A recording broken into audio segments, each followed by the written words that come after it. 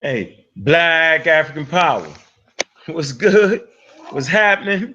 A well organized lie defeats a disorganized truth every time. Ooh, man, y'all already know what it is, man. It's God Killer in the house, man. And look, man, we got a powerful show today. And look, man, let's just get it cracking, man. I'm in Rock Squad up, Magi Archers in the building, please believe. Oh shit. Nah. If you ain't Sinetta, no time for that interview, dog. I put my shit out for niggas, I don't send it to blogs. Clan kill off the Buddha, not being discreet. One puff this big pops and projectiles between the sheets. Sun run, cold game, bring your cleats. The best flow blow, Eskimo, penguin feet. Don't need no blunt to burn. You run the turf with 10 niggas on the block. That's a punt return. Ayo, Dolomite prototype soldier with the solar light. Saber and he hold it like he hold a mic. Golden ice benders, sipping on that overpriced poltergeist spirits. Ripping at the open mic, spoke the nice lyrics like Mama moved mean overnight. Golden motorbike holding on some Tron shit. That nice neon kit is on it. The king's libation with exotic liqueur. Queen's vibration like a Sada Shakur. A lot of decor, imported foreign threads, they ain't got at the store. Nubian Kush, black top pottery jaws, 39% THC, the quality pure. Old rappers try to spit, ain't hot as before. It's like I'm 5 flights above, busting shots at the floor. Cats switch up their style when they ain't got it no more, cause they gotta keep their product in stores to feed their kids. See what that weed did? Yeah, yes man, agreeing on everything we said. I smell the mic like it's the love of my life. Don't get sliced and beat with the butt of the knife. Brother polite, I say I'm animalistic, cause I still be in the hood with my hand on my pistol. The Hebrews think I'm cannibalistic, E5 divination, channel the mystic, audio visionary. Let's play poetical Pictionary. Picture me burning down your missionary. Yeah, then I send you religion. That red dot on your head, that's Hindu tradition. Invisible, independent, intrinsic shit. I'll bring it all to an end with indivisible gains. Charles Xavier, getting your brain. Mental anguish or manifesting physical pain. Wizard remains to dance in the chemical rain. Breathe slow, then I'm up out of this physical plane. Got military machinery that exercise weaponized greenery. Shine at a jeopardize the scenery, son. Bruh, the beam 10 times your distance. Inclines convention. Stop rising with no trend line resistance. The parabolic breakout. I'm F-16 with the aeronautic fake out. God killer, the God killer, the God killer, the God killer. It's the God killer, the God killer. That's who it is. The God killer, the God killer. It's the God killer, the God killer, the God killer, the God killer. It's the God killer, the God killer, the God killer, the God killer. It's the God killer.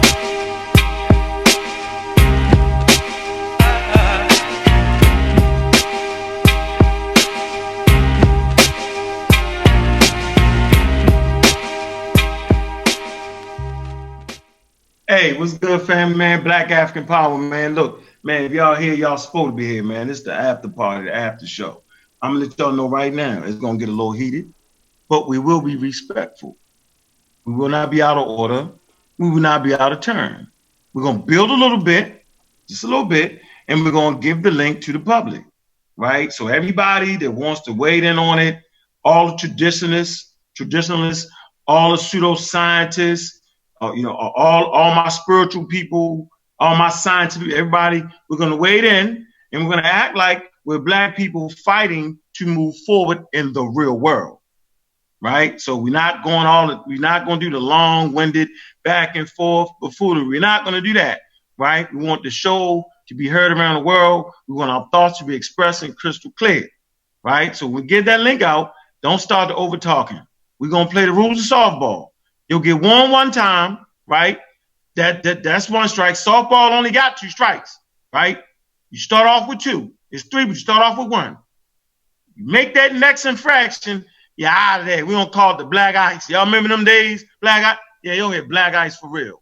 All right, so that's what it is, man. So let me jump in on this real quick, right? And we're going to address the attitudes of the quote-unquote community when we had this serious discussion about science versus African spirituality, or science and spirituality. So watch this. Back to Chancellor Williams' monumental work, right? On that same page, 132, Destruction of Black Civilization. He goes on to say, even as early as 300 BC, when iron smelting was employed for more useful purposes than ornaments, the royal monopoly still prevented widespread use. It say that they knew of the importance of iron is shown by the fact that kings and high priests, right? So this type of information was in the hands of the kings and the priests. Not just any priest, but the high priests, right?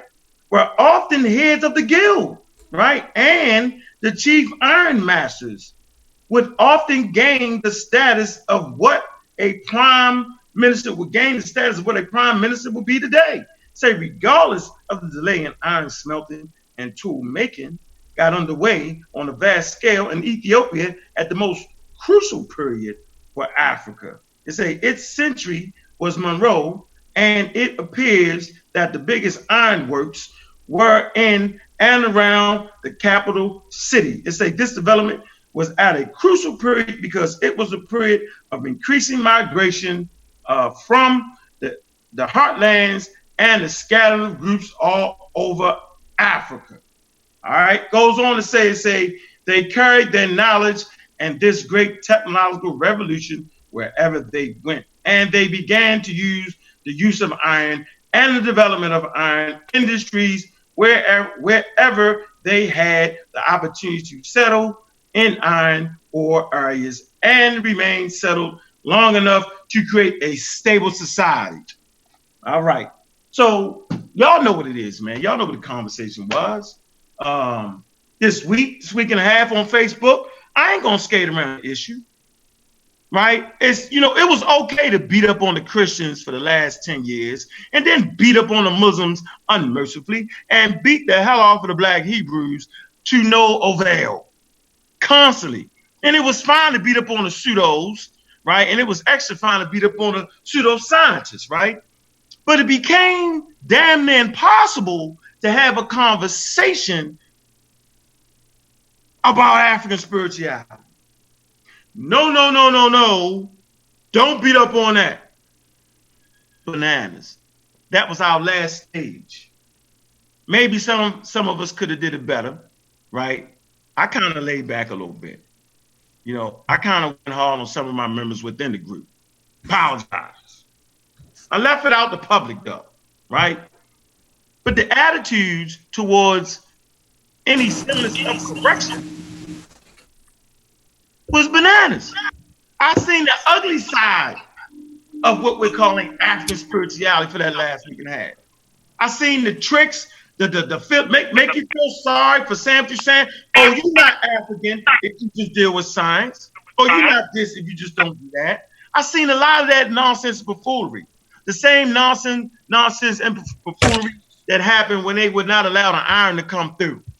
I could just see that same type of behavior. We must allow science and technology to come through.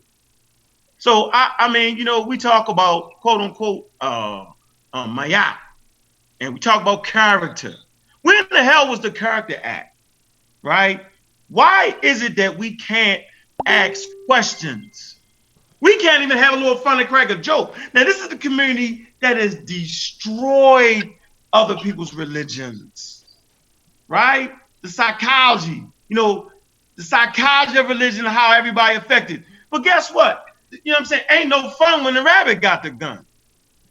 So, I'm saying? I'm just, very, very disappointed in the quote unquote spiritual community, right? That y'all would not allow the brothers to do their work. You know what I'm saying? We lost some friends along the way. Good men, good women in this crazy discussion we had. It never should have came down to that. It never should have. But Reverend Sanjetti, please help me out on why, these attitudes was fine like that. So please help me out. Okay, all right. Number one, we want to deal with things from a psychological standpoint. See, when you're dealing with culture, politics, religion, now religion you can call spirituality if you want. Some people call way of life, whatever. You're dealing with a person's sense of reality.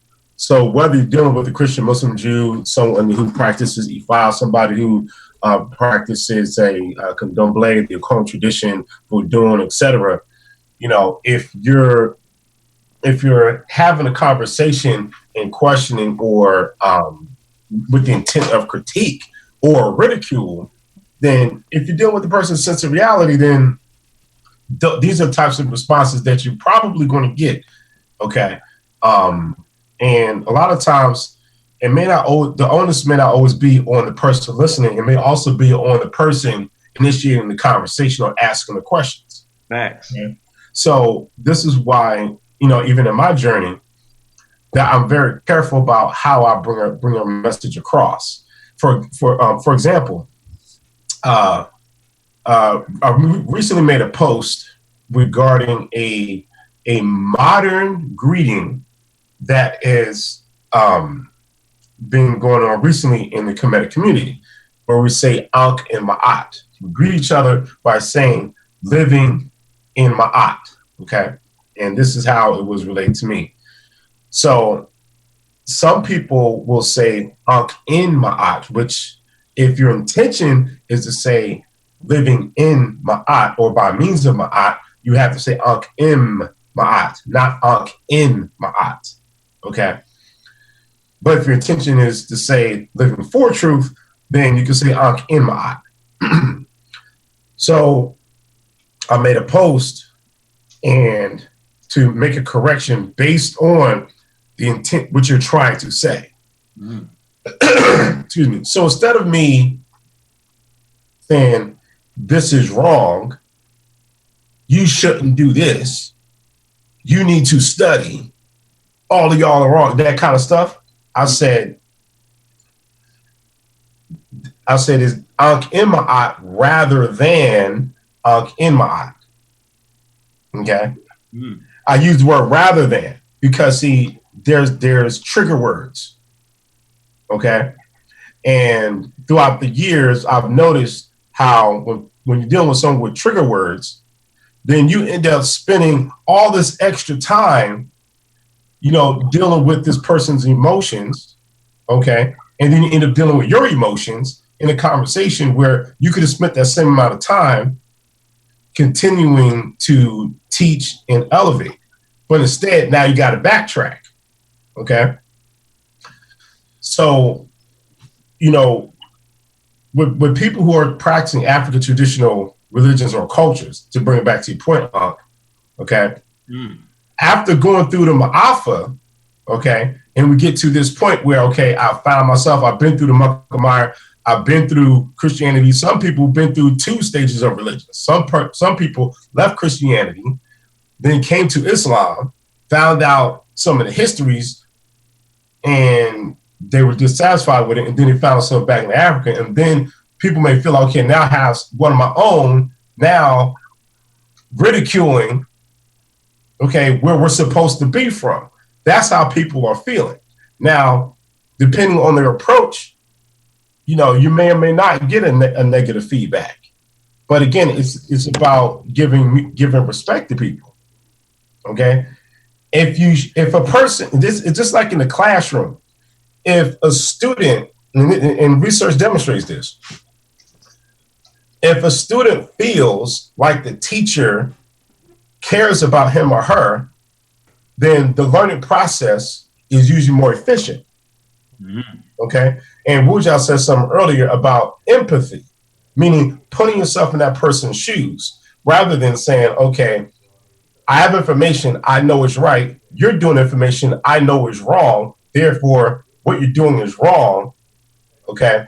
So the person you're talking to may now associate you saying you're wrong or what you're doing is wrong because they've associated the identity with the activity. Again, people may associate the identity with the activity. All right? It doesn't make that person wrong or immature. This is that person's process. Okay? And we have to also take into consideration, what is your relationship to that person? What is your perceived relationship to that person and to the world? Do you perceive, oh, because you're wrong, or I think you're wrong, okay, you're beneath me. And we have to be careful about how we talk to people.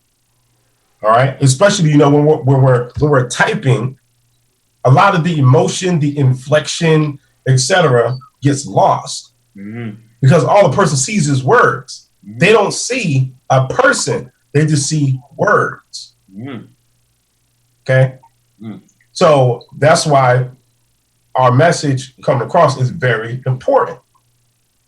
Okay, so if I want to teach, if someone's doing 3 + 3 and they think it's 7, okay, and I want to get a message across, well, 3 + 3 is 6. But if I just walk up to that person like, bro, you don't know how to do mathematics. You're wrong. You did it, you know, now the psychological block goes up. Whereas though, okay, if I just demonstrate to the person and still acknowledge this person's humanity and their ability to think, okay, I may now spend less time going battling back and forth, unless I like going back and forth with people, unless, you know, confrontation is what drives me. That's a whole nother story. You know, for me, that doesn't drive me. You know what I'm saying? I mean, because I've done that. I'm more concerned about how can I get this message across as quickly and efficiently as possible. That way we can move on to the next step. Psychological. Yes, sir. Yeah, it's a very complex conversation, especially when you're dealing with social media. Because one, on social media, there's really no way to regulate based on people's education level in understanding on a given topic when you have such conversations in the open. And what I've seen is, you know, examples of everything. But what a lot of people in these kinds of conversations forget is that sometimes you can just make a simple statement, and then somebody will jump on it and tell you that you're wrong without any kind of background into what you're talking about, don't know your point, nothing to this nature, but we'll do an all-out assault on your page about something which they don't even understand your point of view from. And it doesn't matter if the person is in an African religious tradition, nun, Christian, Muslim, and things of that nature. You know, and this type of thing is like you're damned if you do, you're damned if you don't. So, like the conversation that I was having with Jawu and Brother Unk and Sister Naya at one time is that we have to remember this, is that in the final analysis, every person thinks they're smart. Everyone. No one thinks they're dumb. And this is the reason for a lot of conflict. Because we believe that every single choice and association that we make has been one based on reason and with adequate information. So if somebody comes and says, you know what, under more scrutiny, this is not how it is, people get offended, because once people feel that they've gotten to a certain level, that their logic and reason has brought them to a certain level, they now identify with the information that or a particular culture that they have adopted or adapted. And so any critique of the information for someone like them it's a critique on their identity, and ultimately a critique on their intelligence. Because everyone, again, thinks they're smart and think they're so wise and intelligent that they can't make a mistake. You know, and so no one wants to believe that what do you mean I got something wrong? How dare you tell me that? And people who have now they promoted themselves as this, and this. When you attack a particular idea, you are attacking them in their eyes personally. And so we always got to keep this in mind. And for folks like that, it doesn't matter what you say, how you say it. There are people who are offended by the very nature of you making the claim. For example, I posted on my Facebook page one time that the EFI divination system and its markings may be a borrowing from errors. That's all I said. Of course, all the EFI priests and priestesses want to come and chime in on something that they have no idea about. They think that just because they practice something, that they can speak intelligently, historically about something. And again, you make a critique about something dealing with history. Now they want to have questions like, "Are you a Babalawo? You know, who were you initiated under this, and this, and this?" And in certain contexts, that may be valid, but ultimately, depending on what it is you're critiquing, is invalid. It's just people trying to save face because what they've identified with, the bottom is now being taken out. And so now they feel that if I don't have this, then damn it, I don't have nothing. And so, you know, people need to just mature all around and just understand that any cultural system, any religious system is just a tool. It's just an instrument for your development that must be refined. It must evolve.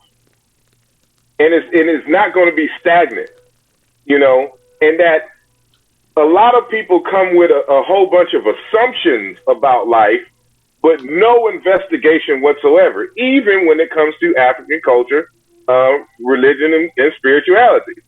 And so my last video even challenged the very notion that we even understand what spirit is. So everyone's been going around here talking about being spiritual and spirit, and I'm not focused on the material. But no one, not one person asked, well, what is spirit according to African people? Mm. And can that translate into English? So what does it translate into English? Okay, well, they're saying, you know, spirit means energy. Well, when we look at what energy isn't a substance, but they're treating it like a substance. So we have a conflict here. If spirit is energy, it doesn't exist. It's just a calculation. Just like you're never going to find in nature number 2. Mm. You would never find 4.5 in nature. It doesn't exist. And by the very definition of what they're saying is spirit, so this is why you always cite the text by the priest, so they can't throw that argument. Oh, you're not a Babalawo, you're not a Sangoma, you're not an Nganga. Well, the Sangoma, the Nganga, and the Babalawo wrote this. They all agree on this. So now when we look at it here, it doesn't match up. And so it just shows us that we just assume a lot, even when it comes to African history and culture, and that we shouldn't be that way. And it shouldn't be a sin, which it isn't, to even question your answer. This is the fundamental difference between, one of the most fundamental differences between science and religion in the layperson sense, is that in religion, it is taboo to question the wisdom of your ancestors, whereas it is expected in science. They don't take anything for granted. Everything is up for grabs, because that's how you move forward in terms of understanding. And so, you know, we just have to stop being so sensitive and taking things personal when someone even just asks a question about, is what we believe real? Or is what we believe on firm foundation?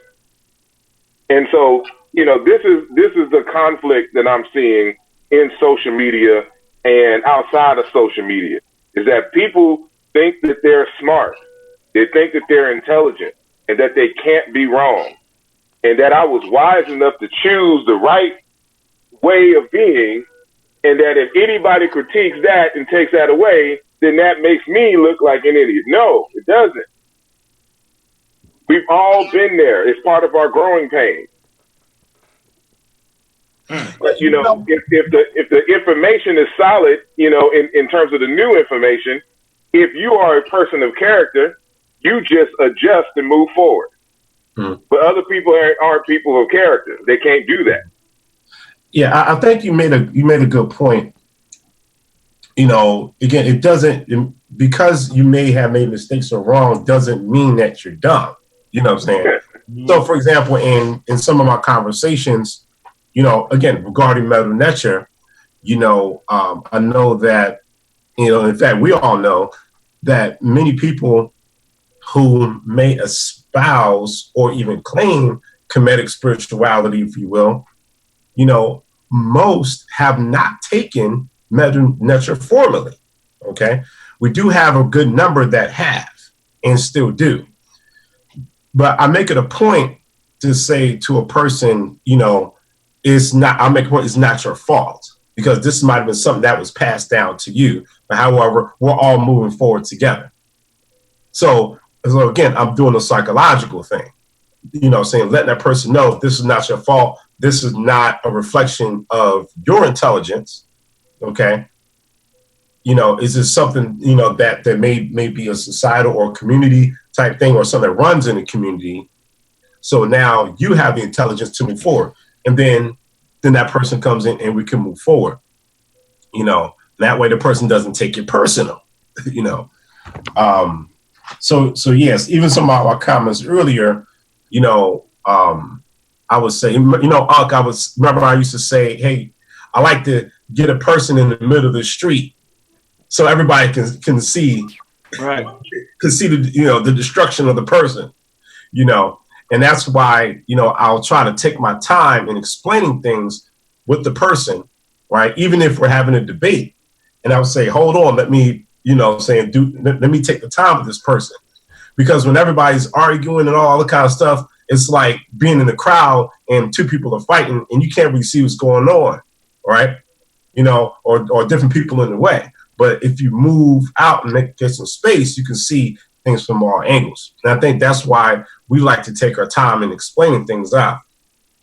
But yeah, if we could combine something you said, Mr. what I said and what Asar said, the more you take the psychological approach of empathy, etc., the less a person who, no matter what, like I said, no matter what you do or say, whether it's good character or bad character, they're always going to, try to attack you.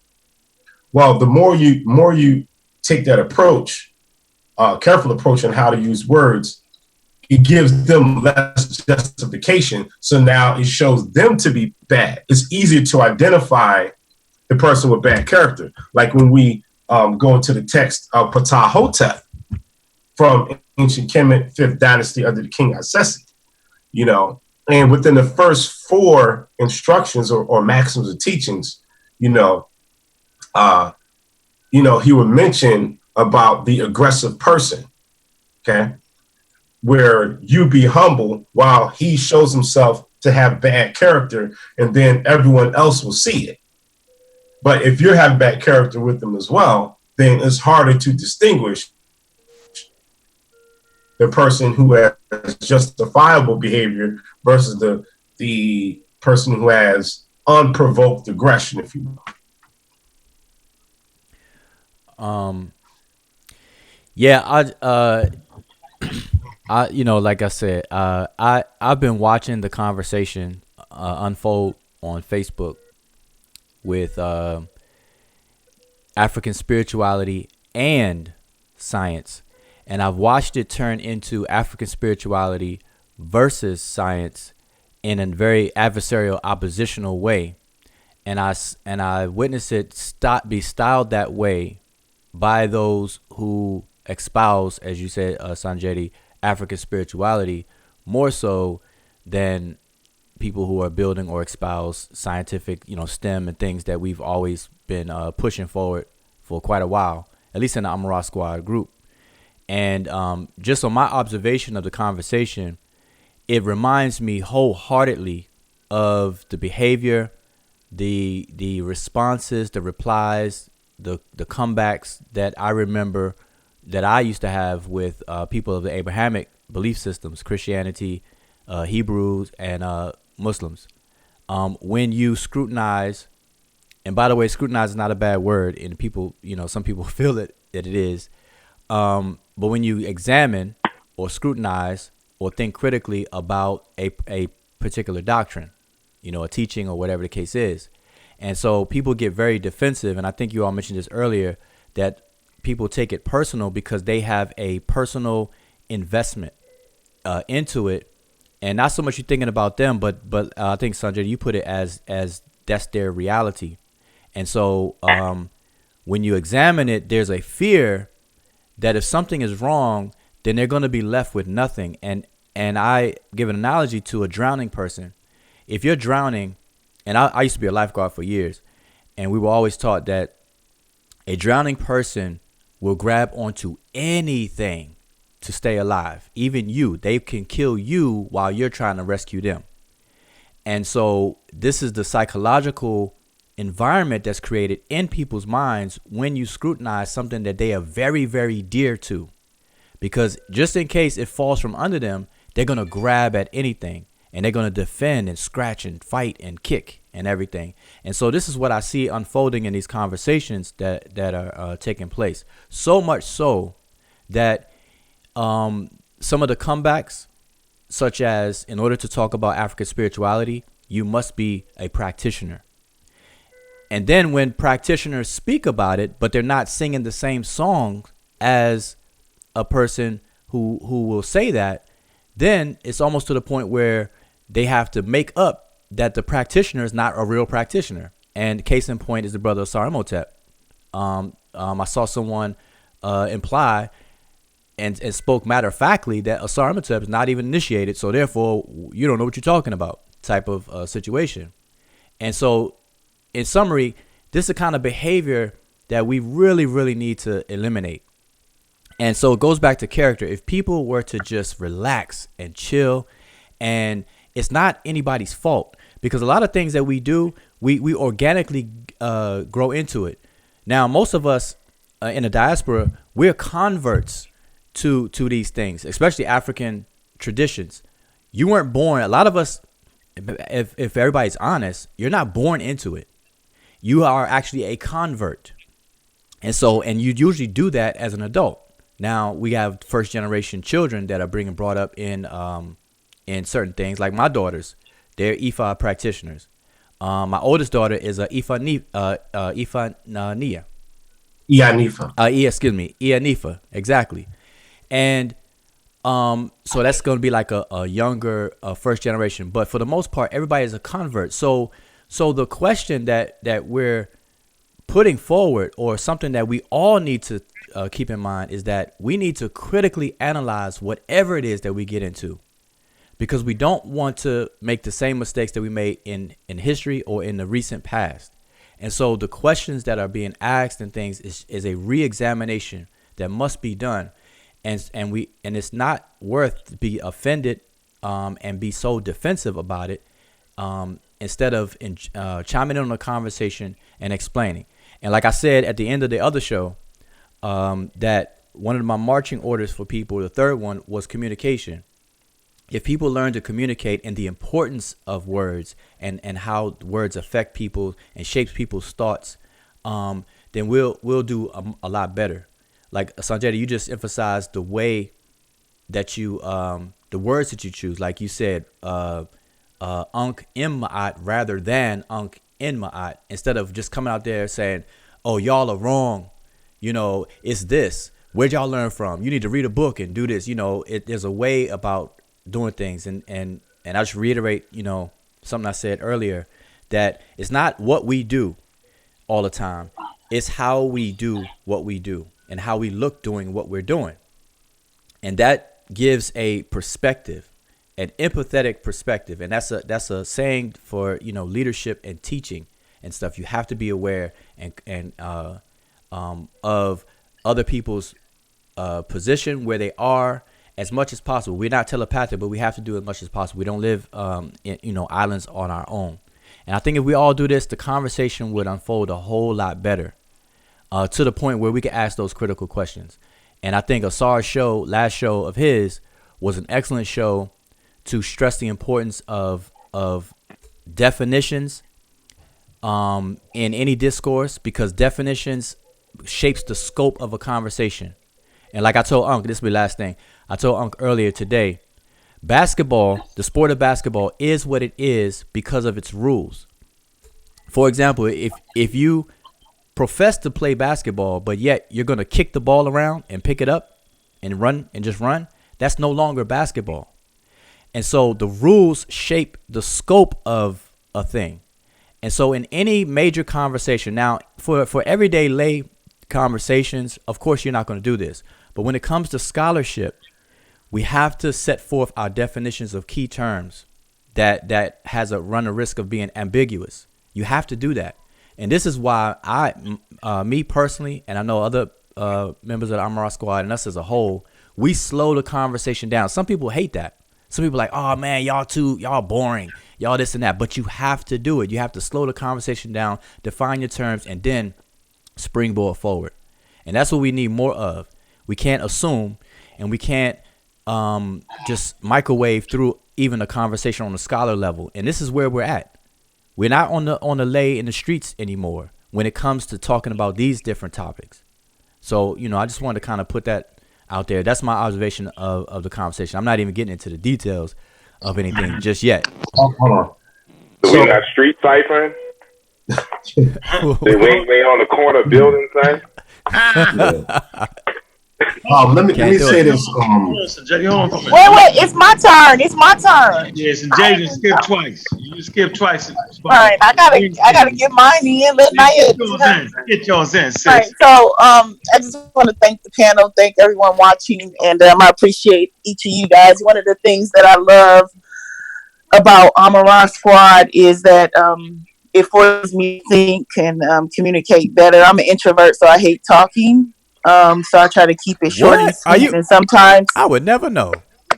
Yeah, I'm very. So that's why I get irritated. Because listen, I said what I said in that moment. I'm not going back, right? Because I don't like talking, right? So, but I love the squad because it forces me to think. But I think one thing about social media and just specifically about Black people is that we have to understand what social media is. We come in contact with each other for just a small percentage of our life. What we do on social media is a small percentage. We don't know each other really. That's why I always make an effort to try to know the people I talk to.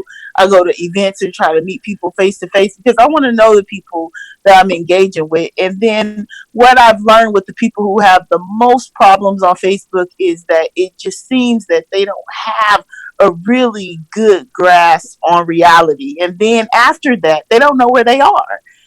You have to know that you're on social media and that the people that you are engaged with in that moment, you don't know them. And so when you don't know someone, you have to take your time to try to get to know that person and try to get to know their views.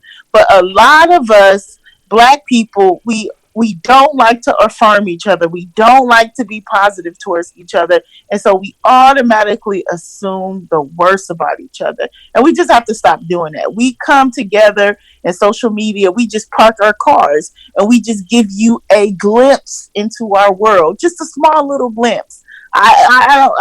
We don't come to social media for you to psychoanalyze us and tell us we don't know spirituality or we don't know God. No. We come to social media because we want to impact the world around us. And if we start looking at everything in the context of that we are at war, everything else it makes sense. The reality of it is that Black folks have been spiritual for the past 5,000 years. I don't know what my timeline is on. Somebody correct me. But we've been there. We've done that.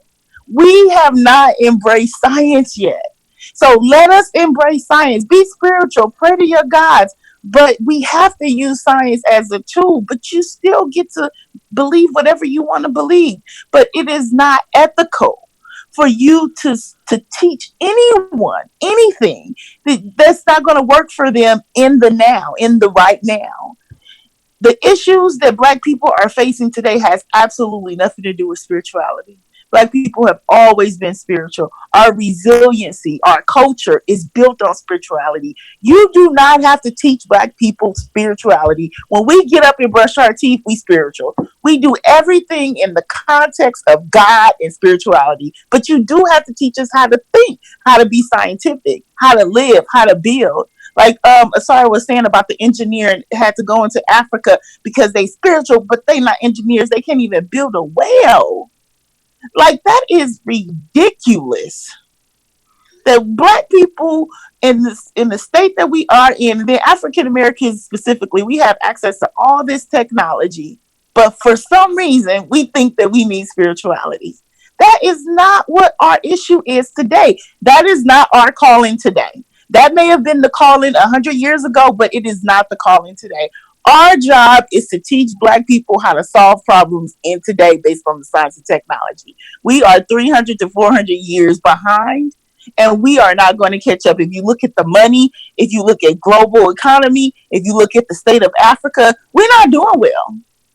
So we got to summon the ancestors.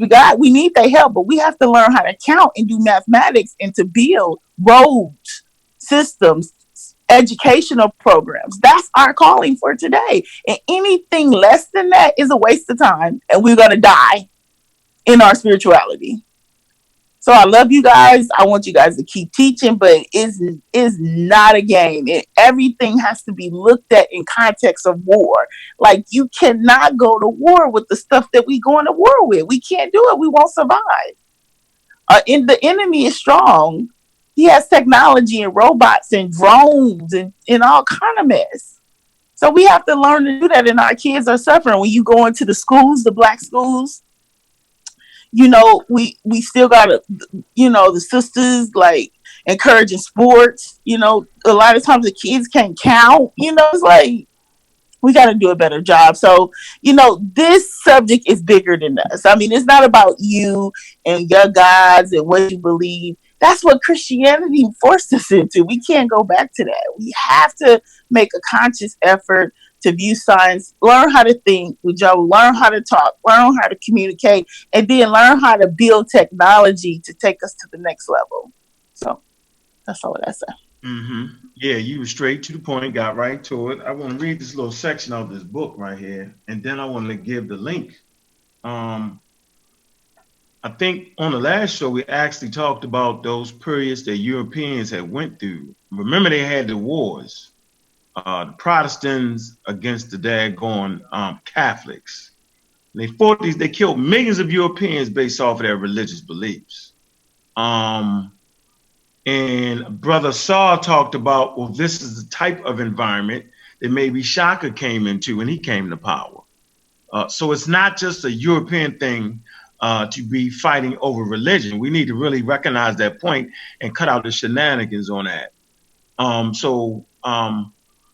The point I really want to make is that they cleaned it up. They separated some things, and I know we say it all the time that we kept science and spirituality together, and I get it, but we're not doing a good job of that. And I think we just need to go ahead and split it. My vote would be to put it over here, right? Plain and simple, and put the science here, put the spirituality there. That way we can clearly see what it is. Because, back in the day during the Nile Valley Egyptians, they didn't have social media. They didn't have YouTube. They didn't have all these distractions. You know what I'm saying? I'm saying for me, it's better for me to go ahead and teach my kids the culture, talk about spirituality, then talk about the science, right? So I made a post, and the post was, I think I said something like, spirituality binds you to your culture. right? But science saves you from your culture. You know what I'm saying? Like, damn, Unc, what was you talking about? I was trying to say that cultures develop ideas and concepts that don't necessarily have to be right and don't necessarily have to be wrong. And sometimes they got a spot on, and sometimes they was just bad wrong, right? And you can carry on bad wrong things, you know, for eons, right? And it'll get you to the point where you don't even know why you're still doing it. I'll give you a good example. When you know something happened or you say something, you say, man, hold on. Knock on wood. Where the hell did that come from? Superstition, right? That tradition is so old and so long that we don't even know why we still do it. And so for us to keep carrying on those types of practices, you know I'm saying, me and Yava was talking about don't spit the pole. You know what I mean? You walk down the street, don't spit the pole. That's all in the hood, like, well, why was that? And a metaphysical person say, well, you know, you got the energies between the two because you live out the house at the same time. So then whatever. You know what I'm saying? So the point I want to make here is that we need to recognize something here, that we've fallen way, way behind, right? Based off of Saul-Hotep's definition of what spirituality is, we ain't even spiritual no more. The Europeans are more spiritual than us. And that's a frightening revelation to those who really think they know, right? Let me read this part here. We give out. You want to say something real quick, Asal? No, I was just going to say, let me read something right after you. When you make that, I think I have something to compliment from Dia. Go ahead. All right, yeah, okay, and then we go. Matter of fact, y'all can put. Then I'm gonna go right after that. So we right, put that. Yeah, while we at it, put that link in there, Wuja, and now you drop that link. All right. Okay, I think after y'all make your points, I'll put the link because I don't want to be disruptive. Right. Just so hold up, just so people will know when I'm gonna put the link inside of the chat, and everybody's welcome. Everybody is to please be respectful. I shouldn't even have to say that, and maybe I won't say it ever again, because we'll set the standard for tonight's show. We're gonna set the standard and let tonight's show be the model for this interaction. So when you come in, just mute your mic, and then everybody will get a chance to talk, and we'll open the mic to you, and we're not going to talk over one another. All right, so I'll drop the link in shortly, but go ahead. I'm on page 133 of the Believing Mind. It's in the chapter Believing Neurons, right? So actually, it's a chemical process that you're dealing with when you start to believe. Like I say this all the time, it's human to believe and superior to know. At the end of the day, you need to know.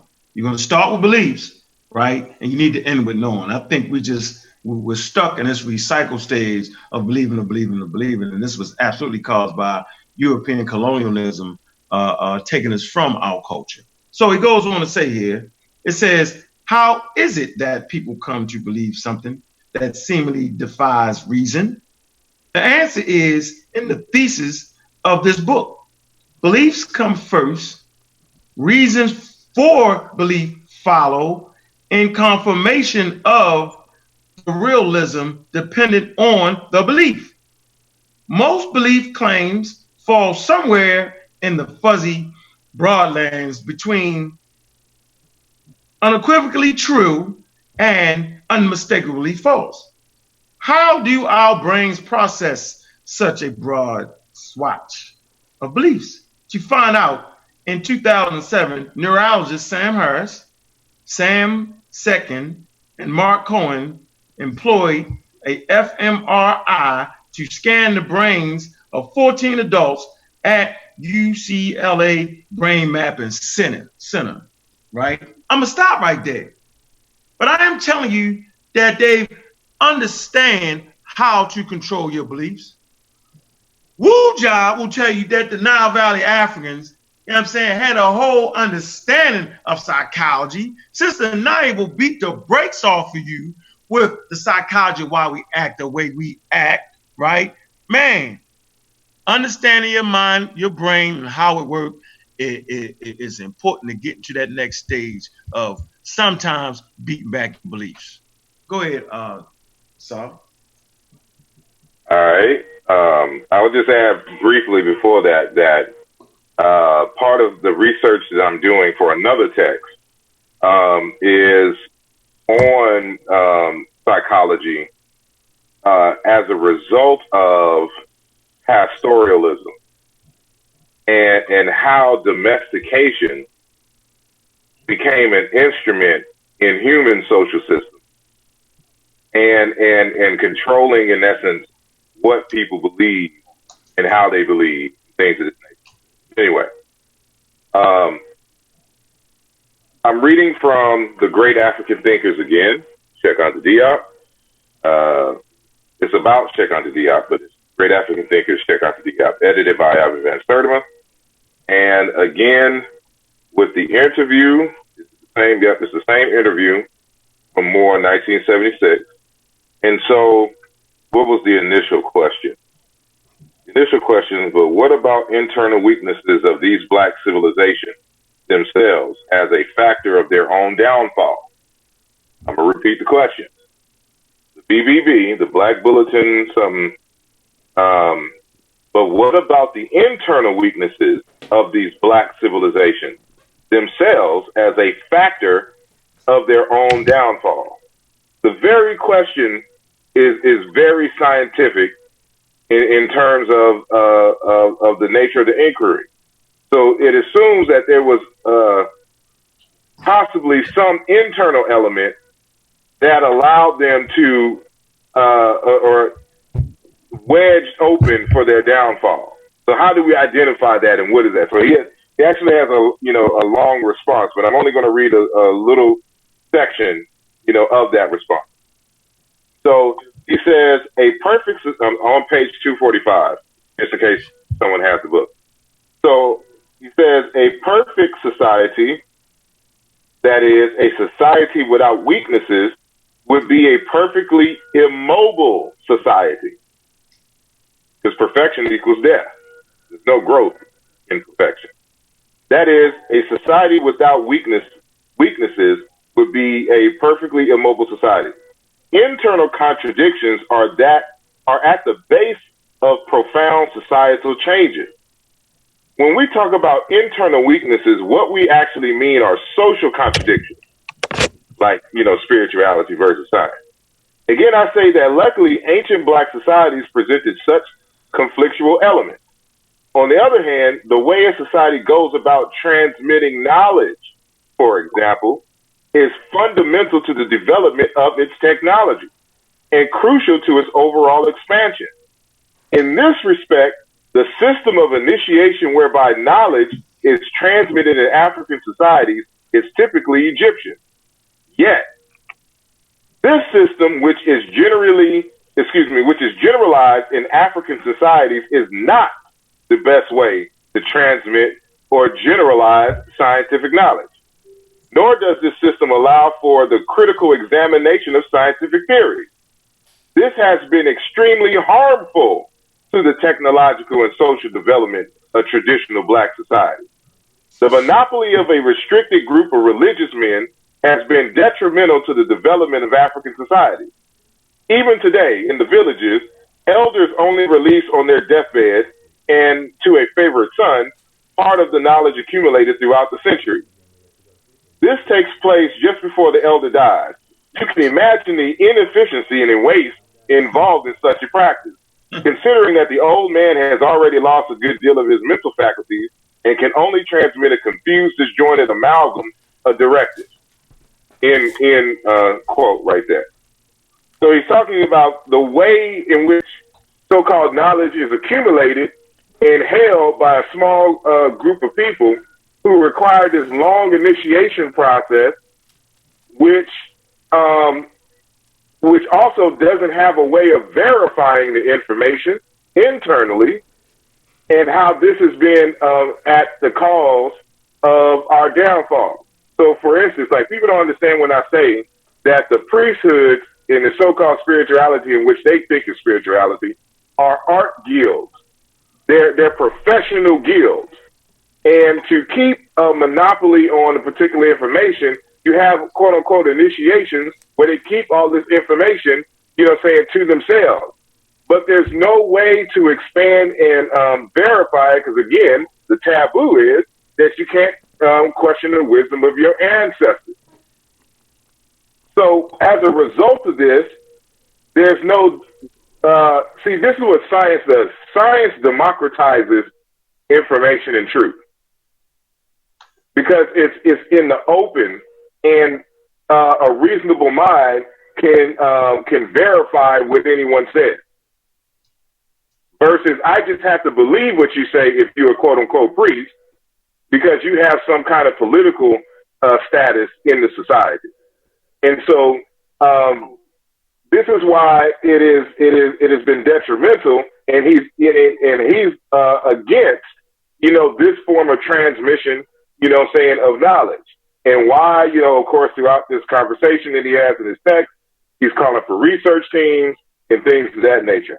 And so this is something that has to be understood. So when we're involved in these quote unquote spirituality versus science types of conversations, we're still having this conversation that Diop is talking about, that Dr. Kilimanjaro spoke of in the previous conversation. That this form of knowledge acquisition and knowledge dissemination is inefficient. And as a result of that, we could not adapt quick enough to be able to fight our enemies. And so we need a new way of doing things. And so simply just going back and picking up, where we left off, and continue it as if the transatlantic slave Holocaust never happened, as if the Trans-Sahara Holocaust never happened, is foolishness.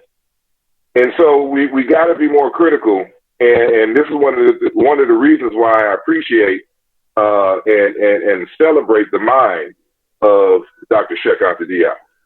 Yeah, he on straight point. All right. There's a few points that I wanted to make, just kind of going back a little bit. That some people who have questioned Asar, because he asked some critical questions, whether he's initiated, actually he is.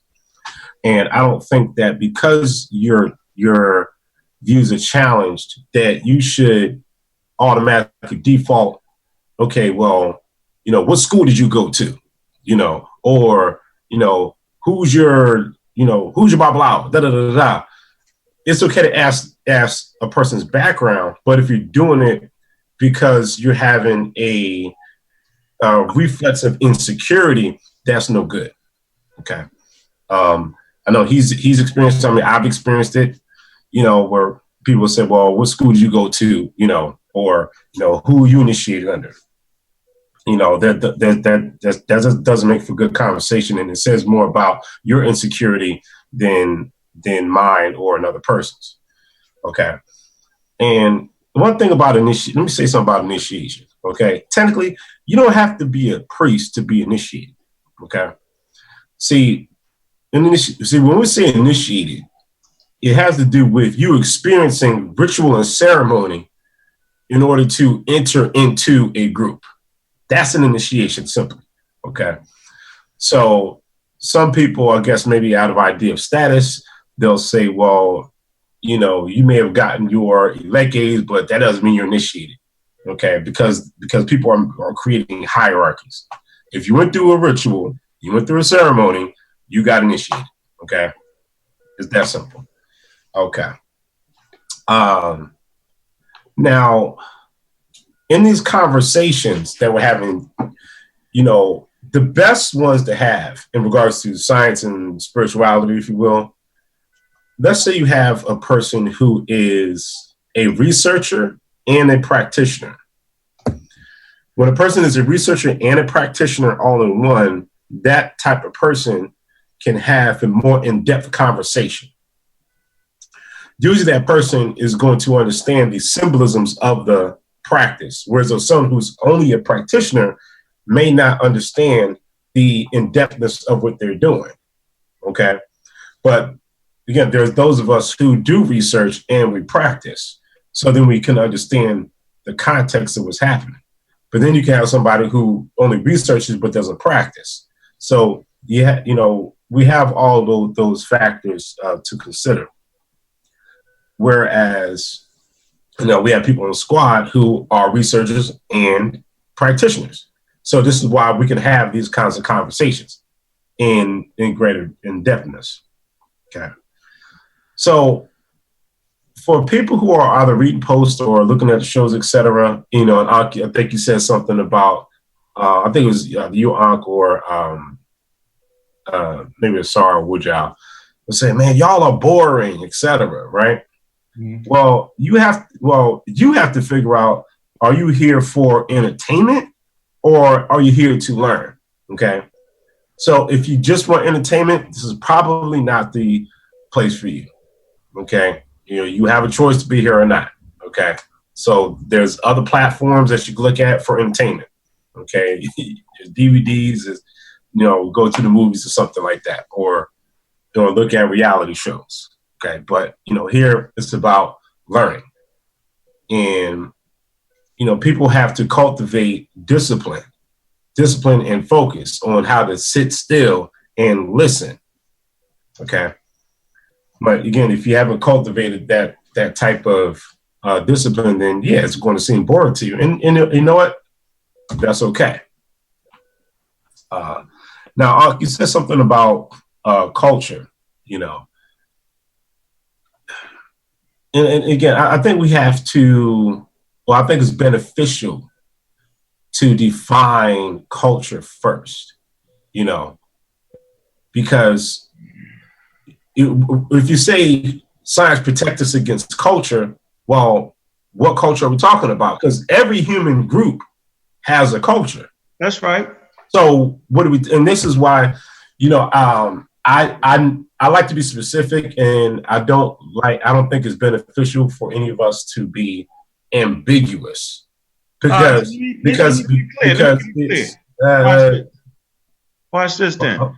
Any place, any geographical landmass where human beings gather, they will create a culture formulated with customs, traditions, belief systems, ideas, and concepts, right, that will help protect them in that particular environment. And in that process, as human beings, we are bound to make damn mistakes. And when we make those mistakes and do it over and over again, at a certain time, these ideas has to be tested, right? And so to keep the bad ideas constantly out of the community, you need a lens to look through, right? You need to be able to study the natural forces, and we do this with science. So it protects us from our bad ideas.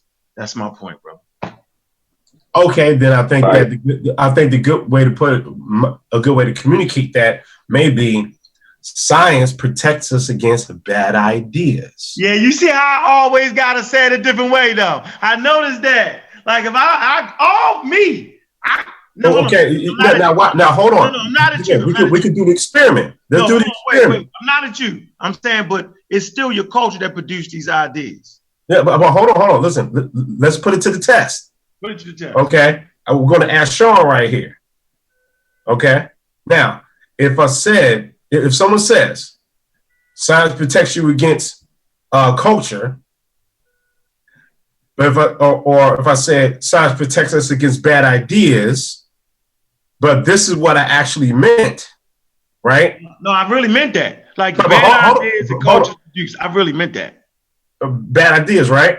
Yeah, bad concepts. Okay, hold on. Right. So if this what was meant, but this was said, okay, then this communication here, it doesn't fit this. This is where the confusion comes in. Sean, does that make sense to you? Really? Sean is somewhere else. No, he's right there. But hold on. Even with that logic, for example, if we were to say, that let's say that science protects us from European culture. We just don't think about European ideas. We don't think about ideas isolated from culture. It's your culture that shapes your idea in terms of, and it shapes your behavior. It embeds your value system.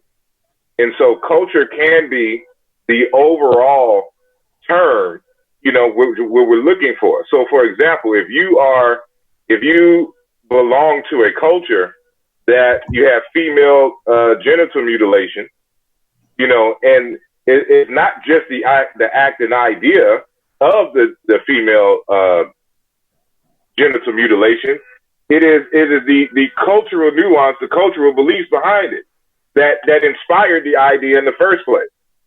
So we also got to look at the motives, the values, which inspire the ideas which have been put into practice. And so that is going to always be grounded in the people's culture. That's why when we attack certain things about Europeans, we attack their culture, because it's never an idea that's isolated. It's always involved in a system of belief. Like there's ideas coming from here, here, and here, and then working them all together to inspire this particular direction of action and things of that nature. So we got to keep the broader sense intact. And so I think y'all are both right, and just on different levels. Okay. You know, so I would say in the broader sense. You're right. What'd you say? So Jetty has a point. Because Uncle make a post and confuse everybody. I don't. I really don't. Now listen to but him. Again, that depends. But this is what I'm saying. Listen to the third party. Education. I understand what he's saying, but as I stated in the beginning of our program, when you're on social media, you have different levels of people in terms of their education chiming in on a conversation. And so somebody like me, who formerly studied Africana studies and things of this nature, and know the language of it, I'll get what he's saying. It won't be a conflict at all. I know exactly what Unc is saying. But if you don't have that formal study, then it may be an issue. And the problem is that you can't satisfy everyone especially on a social media platform. That's why we have classes and we have levels of classes. That's what initiation and all that really is talking about. Because, you know, you gotta have a demarcation for people who are beginners, the intermediate level and the advanced. But we have these discussions with people who are beginners, intermediate, and advanced, and some people who ain't even in the class yet. You know, everybody chiming in, trying to understand, you know what I'm saying, each other and where we're coming from. So again, like I said, it really just depends. I think y'all both right. Him on a more broader sense, you on a more specific and narrow sense. Yep. Hey, Wuja, if everybody got the link to let the brother in? Yes, indeed. That's how Sean got here. Oh, you put you put it in the group, Sean, in the Mossy group.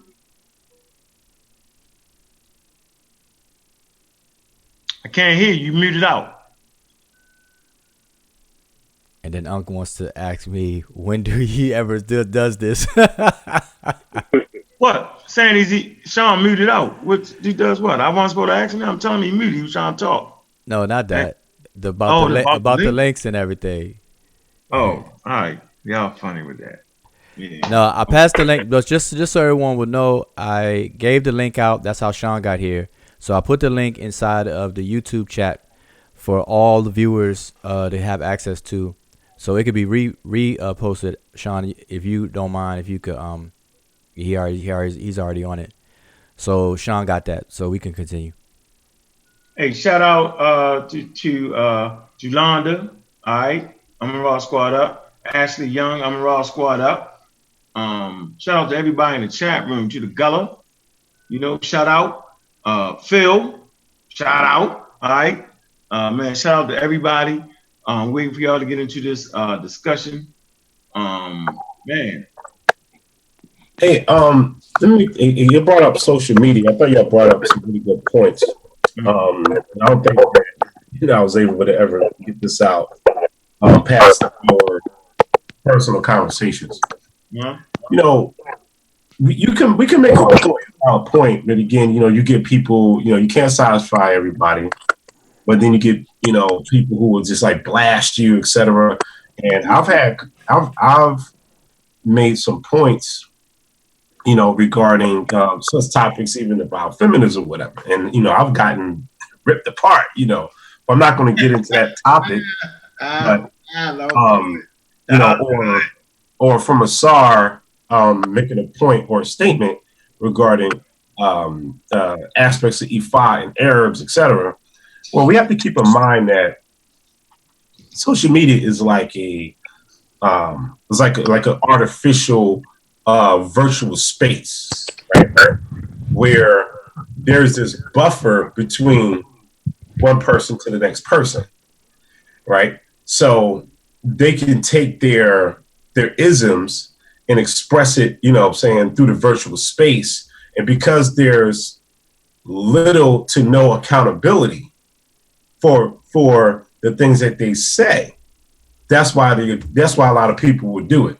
They'll start talking crazy, etc. You know, but they only do it knowing that you probably live on the other side of the country. You know what I'm saying? So you can't reach out and touch them. Whereas though those conversations probably wouldn't take place face to face. But which is why, you know, I don't curse people out on the social media, etc. Because, you know, I'm not going to say anything I wouldn't say to your face. But people do it because it's a safe buffer. You know, because they know that, you know, it's just on the computer that you can't reach out. You know what I'm saying? So, you know, otherwise, most people will be fearful of having those types of interactions with you. Look, I call it keyboard karate. I know I got the best keyboard karate, but I'm about 51, so I don't know, Sanjay. I know you can go all the way in. You know what I'm saying, when it comes to them hands, but I don't know. I'm 51. I don't know if I got that much left in the tank. So, hey, y'all, mine is just keyboard karate. Because I'm going to cuss you out on keyboard karate. Yeah. Cuss me out. I'm coming back. You know what I'm saying? I might have to run if I see you. You know what I mean? But goodness gracious, boy. Yeah, so, okay. So, we never want to become the thing we fight. I get it. Go ahead, Sean. Where you at? Where you at, Sean? Get in this. Mossy Clan Warrior, unmute that line. Hey, I'm unmuted, man. I'm unmuted. I was waiting my time. First, I want to say peace to everybody on the panel. Where Kofi at? I don't know. I just sent him the link. Where Ben at? Where Ben at? Ben was sent him the link. I sent him the link. Where he at? He got the link. Look. All right, he need to get on here. Hey, Ben, if you don't get on here, I'm going to say, Ben, you ain't get on here. You want that link. Yeah, man. All right. Where you at, brother? I just want to say a few things. First, I want to say that appreciate the clarity I saw from the previous days because I don't disagree. And I understand what you're saying and who you're directing it to, because there are some spiritual folk that I call them the occultists who have integrated all of these outside influences and tried to use them as a practice and push that agenda on people. And it's not really authentic. I can't really say authentic because everything has been tainted with a little bit, but it's not as authentic as it could be. But what they're pushing is some type of other type of spirituality that is just all the way out there. So I get it. And we do need to be more scientific. I get that too. I think that we just can't win standing on science alone, because I don't know a surviving civilization that has stood on just science and has survived just science. Russia. Russia, yo, they was atheists, remember? A whole nation. And I'm not falling for Hitler being an atheist. Somebody else brought that up. But then he was born a Christian, and then they said he was an atheist. And, you're going to have to bring that out, huh? You have to bring that out. But no, I just appreciate everybody's take. I just thank y'all for having a conversation. Even though I knew it was going to draw some bad blood between some people here and there, but the conversation had to be had. Most people think that I'm defending the people who think that certain aspects of African spirituality is a science. or it's all science, and they don't know that I'm like the one person that has been like extremely biased in the approach because I can listen to all the arguments because people teach me methodology, something some people don't want to follow, and then I also can apply that methodology to the actual topic. I just mess around with people online because they don't have no idea. They don't know what's being said or what's going on behind the scenes. But it is fruitful to know that you actually can look at something and scrutinize it and let it stand on its own. I don't mind to stand on its own because it's beautiful to me. And I continue to back people who want to learn about the culture. You just can't study Africa and then ignore the spiritual side of it because no matter what part of Africa you go through, you start running through these tribes, you're going to find out that they got a spiritual system that does this, this, and this, and has this particular belief system and these type of practices and so on and so forth. Or if you take the ancestry test and you find out through your DNA that you come from Cameroon and your eldest ancestors were a part of the Sandy or the Banda people or the whoever you want to name over there in that particular area, then you might want to take on or adapt some of those cultural practices into your American way of life, which would be healthy. So I think that the community can benefit from it. I appreciate my teachers to talk about it.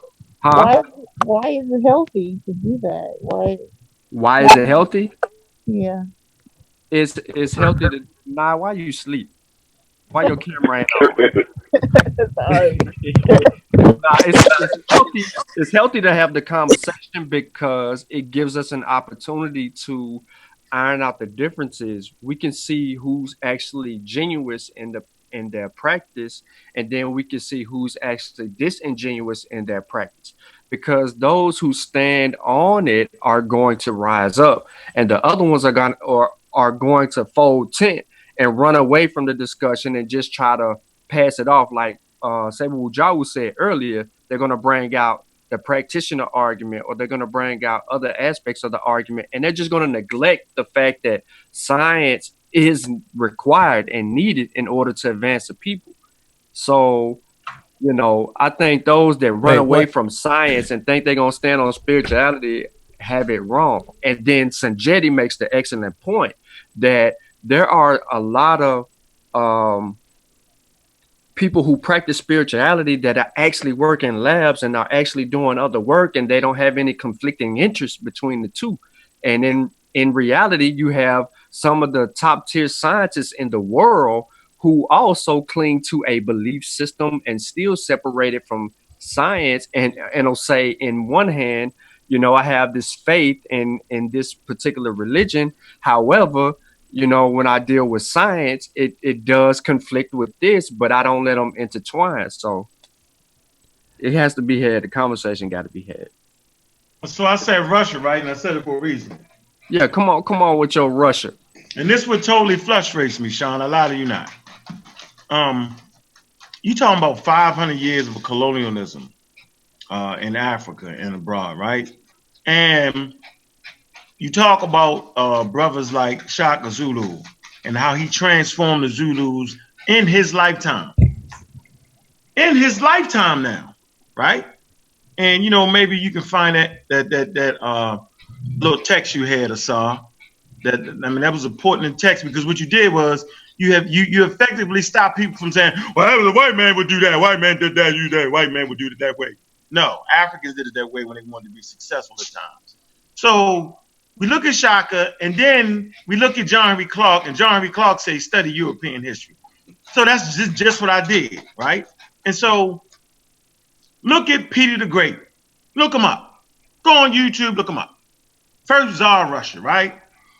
Watch what he did. As a little boy, you know what I'm saying?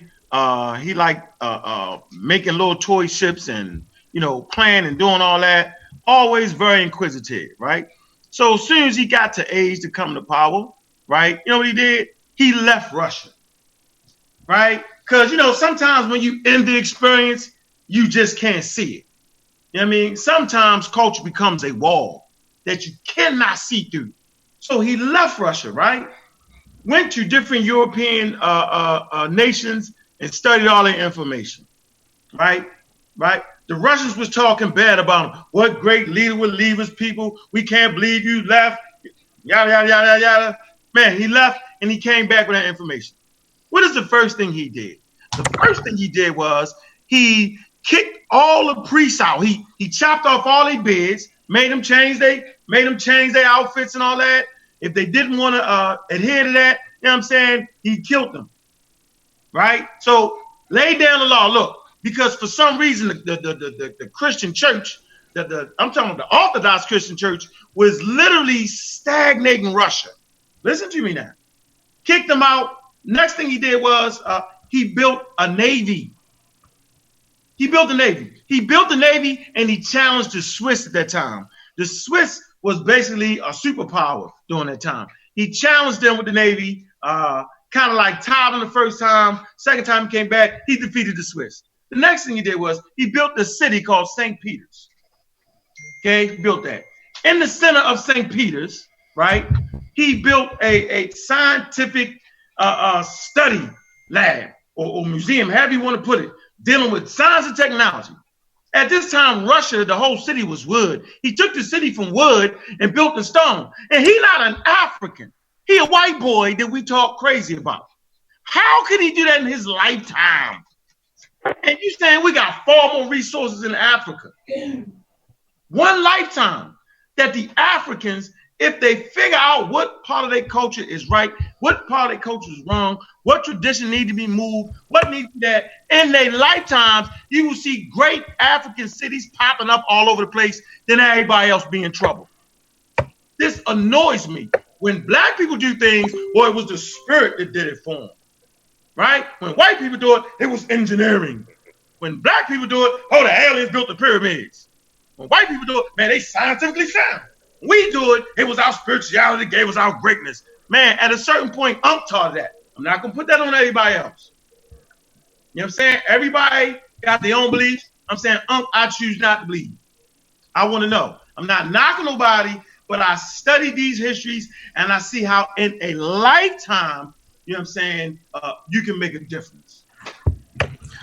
Okay. All right. So let me say this. Having a belief, should not be stagnation into how if you're dealing with science, okay? Because see, even when we go to ancient Kemet, right? Because again, we like to brag about the science of, let's say, the pyramids, for example, okay? The pyramids in Giza, right? So that takes science. You have to understand. You have to understand astronomy, okay? You have to understand seasons. You have to understand architecture, etc. Okay, how to stabilize the building. You have to have measurements, understanding of proper spacing, etc. Right. However,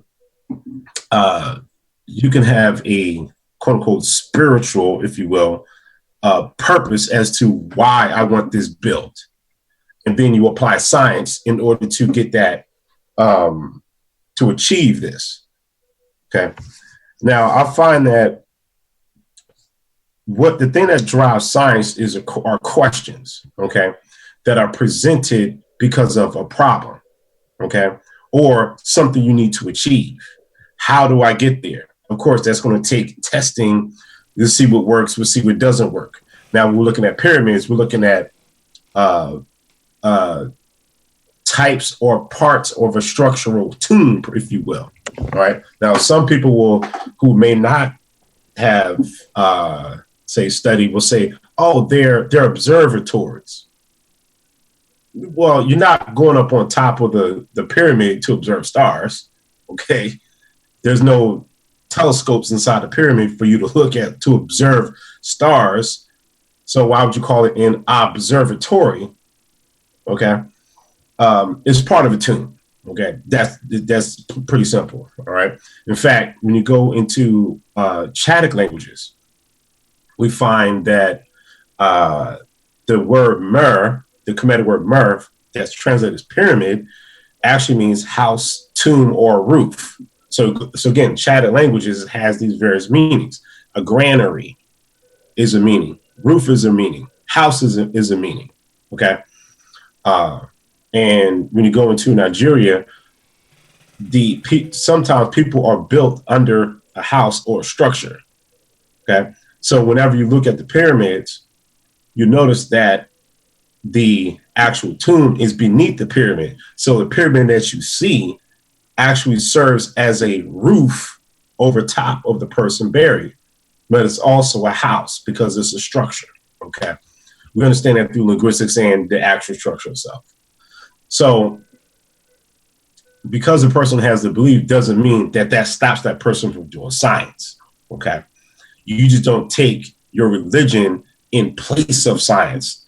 Okay. You don't take your religion and say, okay, well, I want to know. I think this happens in Europe where a religious man, a priest, wanted to observe what was inside of a horse's mouth.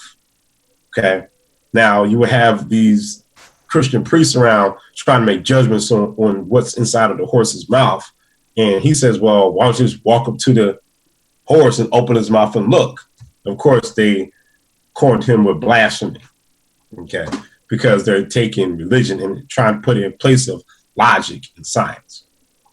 So that'll be the problem. And some of my critique of some people, even in the Kemetic community, we have people who think that the jet pillar is a battery. Okay. The jet pillar is not a battery. Okay. Unless you go into Kemet and you find archaeological evidences of batteries shaped like the jet pillar. Okay. The jet pillar is an archetype of pillars, which comes from the idea of trees. Okay. It's in papyrus stalks. It's really that simple. They're not batteries. There's no hovercrafts in the hieroglyphics. Okay. So we have people who have ridiculous claims all over the place. And lastly, we can look at pros and cons of spirituality and pros and cons of science. Like if you to use religion or spirituality, if you will, I prefer culture. You want to proliferate yourself. Okay. In your culture, you want to be able to have science to help, as processes to help you solve problems in your culture. Okay. That's how culture should be utilized. And your religion, if you will, your practices will be a part of that culture. Just so long as the religion helps to proliferate your life. It has more of a psychological value. Okay. Not a scientific value. Okay. So in regards to religion. So you say religion has a psychological value. So then let me ask you this. So we know that spirituality don't have nothing to do with morality. So in fact, you can have morality. I still got those other points to make, but go ahead. So you can have morality, right, and be scientific at the same time. That's interesting. So now what? That's an interesting part right there. That morality and spirituality is two separate things, right? Am I right or wrong? Those are two separate things. Right. So if I pick the science and morality, am I not still African? Or you always got to be spiritual, right, to be African, and then you can accept science and all that. And I'm saying this has been the trick bag promoted by racism, white supremacy, that we're the most spiritual people on earth. Remember that game they play with us? But they never ever explain the word spirituality. I gotta wait for you, Wuja, and Sahotep, the Masis, before I can even begin to know what in the hell is y'all talking about when you say spirituality. They never gave us they gave us the definitions that they worked up. Well, right? So they really meant that we was the craziest. That's what they was really trying to say. They never put us on. Yeah. Not really. It really depends on who's writing, who you're reading from. That's because see, you go to people like Herodotus, and when he said that the Egyptians are the most religious people in the world, I don't think that he was saying that they're crazy. No, okay. He was saying he might have been being funny. He was like, "Yo, they doing a lot." No, well, when you actually read his writings, some of the histories, right? But some of the histories, am I correct? Yeah, when you read it, because I've read the whole thing, it doesn't indicate that part. All right, so let me just finish this point here. So, But see, if you actually have a conversation with someone who's a practitioner and a researcher at the same time, Right. they're not yourself. not going. Huh? Yeah, I'm saying like yourself, you do a good job. I mean, I don't see you wouldn't even get in the conversation. I mean, man, you got in the conversation. Yeah, like they're not going to deny science. Mm-hmm. Okay, they're not going to go to these irrational extremes. Okay, right. So, all right, now the cons of religion per se, again, it can get in the way and you thinking irrational because you've allowed that to overcome your sense of reality. All right. Now, the pros and cons of science, science is a process, okay, of how you acquire knowledge. Right. Right. You have to have tests over and over to see, and you have to update according to the time that you're in. Constantly going. But now, what happens when a person takes science and it turns it into an ideology? Okay. Okay. This is where it becomes scientism. What happens to them? Okay. All right. Well, scientism happens where you take science and you turn that into your religion. Right. And then keep knowing stuff more, huh? Right. But no scientist ever does that because that's not what I'm saying. Hold on. I'm not talking about. I have to say that because you always have people who get beat up by science and logic in debate. The first thing that they want to go to is say that somebody is doing scientism because they can't win the argument. And it is the creationists are very good at that. In terms of materialism, all y'all care about is material. Of course, it's science. They study the physical world. That's what they're concerned with. If you can't demonstrate that it has a physicality, it's outside of the realm of science. That is not hard to deal with, but they make up terms, it's impossible to make science a religion because the very nature of science, everybody's trying to prove you wrong. Unless proving you wrong somehow becomes a religion. I don't know how. But everyone in science is trying to prove you wrong. That's unlike people's religion. Everyone in science, when you come out with an idea, everyone's going to jump on it and beat you up. That's why the whole methodology issue is important. So that before you even publish your material, you're thinking of all the arguments that all these folks is going to come at you with. And so that your ideas can withstand scrutiny. And so you can't equate science with religion. Only religious folks do that and try to make it on the same plane as what religious folks do. And we got to be careful with that. And when people just throw words out there that have no meaning in the context of what scientists do. And so, the very nature of science itself prevents it from becoming a religion because it's not about beliefs. It's about what you accept at the moment based on evidence. Nobody believes any damn thing. All right. So, in this part of the conversation, I'm really trying to give like pros and cons on both sides. So, for us, no, we don't make science. But again, we have to explain to people who actually do it. You know what I'm saying? Like we can say all day, oh, there's no such thing as race. But we'll just say, well, scientifically. But then we have people who do horrendous behavior based on that idea. They create realities out of this idea. Yeah, that's real. So are we going to say, well, race doesn't exist where we're being affected by people who created a reality, which is why we're here right now. Yeah. Okay, so we can say and deny certain things, but it doesn't negate the reality of something's happening. Now, when I'm saying scientism, here's an example.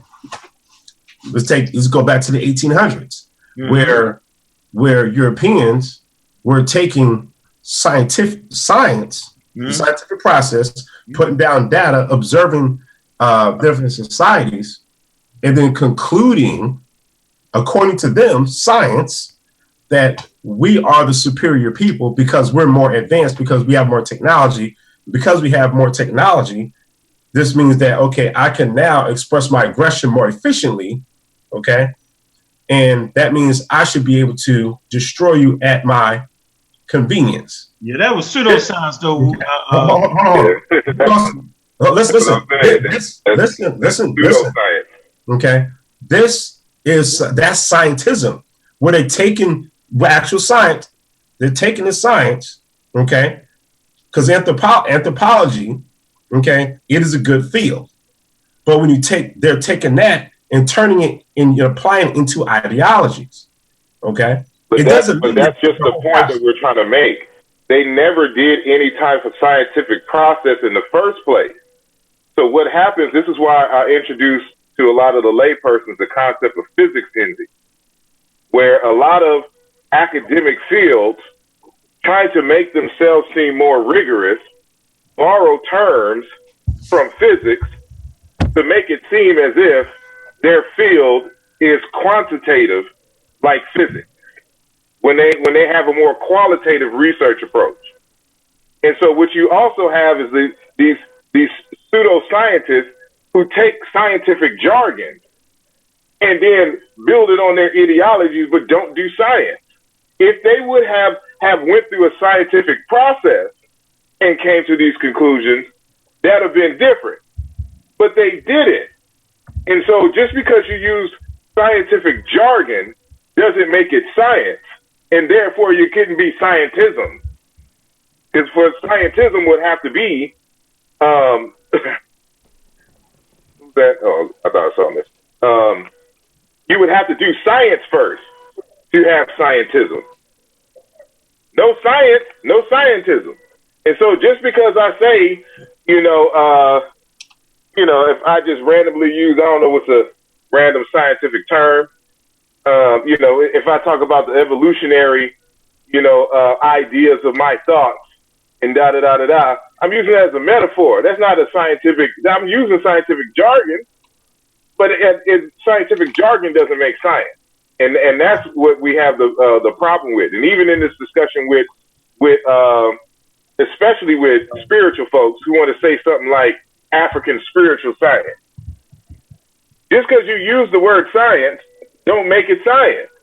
And that's one of the things I tried to stress. If you use divination to get information, it's not science. There is no way that you can test it, that you did test it, to see if the information you got back from a Rumila was right and exact. You just believed it was so and you move forward. Because that's what and I'm saying this as a practitioner, and I know firsthand. So when you do a divination in the E5 system, you're just supposed to believe the divination and trust in the process.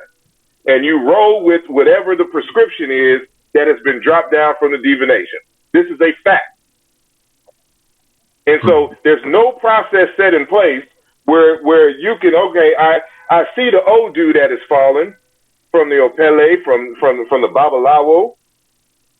And now I need to go test to see if this is right and exact. That doesn't exist in E5. So when people talk about E5, for example, it's science and it's spiritual science. Is not. It is based on revelation. They get information from dreams, from looking in mirrors, from looking in water, from dropping cowries, from dropping obi. That's where they get the information from. And so we got to understand what science is and why it's separate from this. The actual information coming from the divination may actually be true, but it wouldn't be scientific. And that's all we're trying to get people to understand.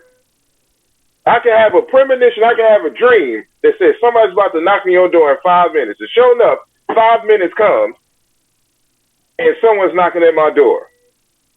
It still wouldn't be science. And so we got to keep these things in mind and not just throw terms out there all willy-nilly, as they say. Hey, let me just quickly say this, Sanjay.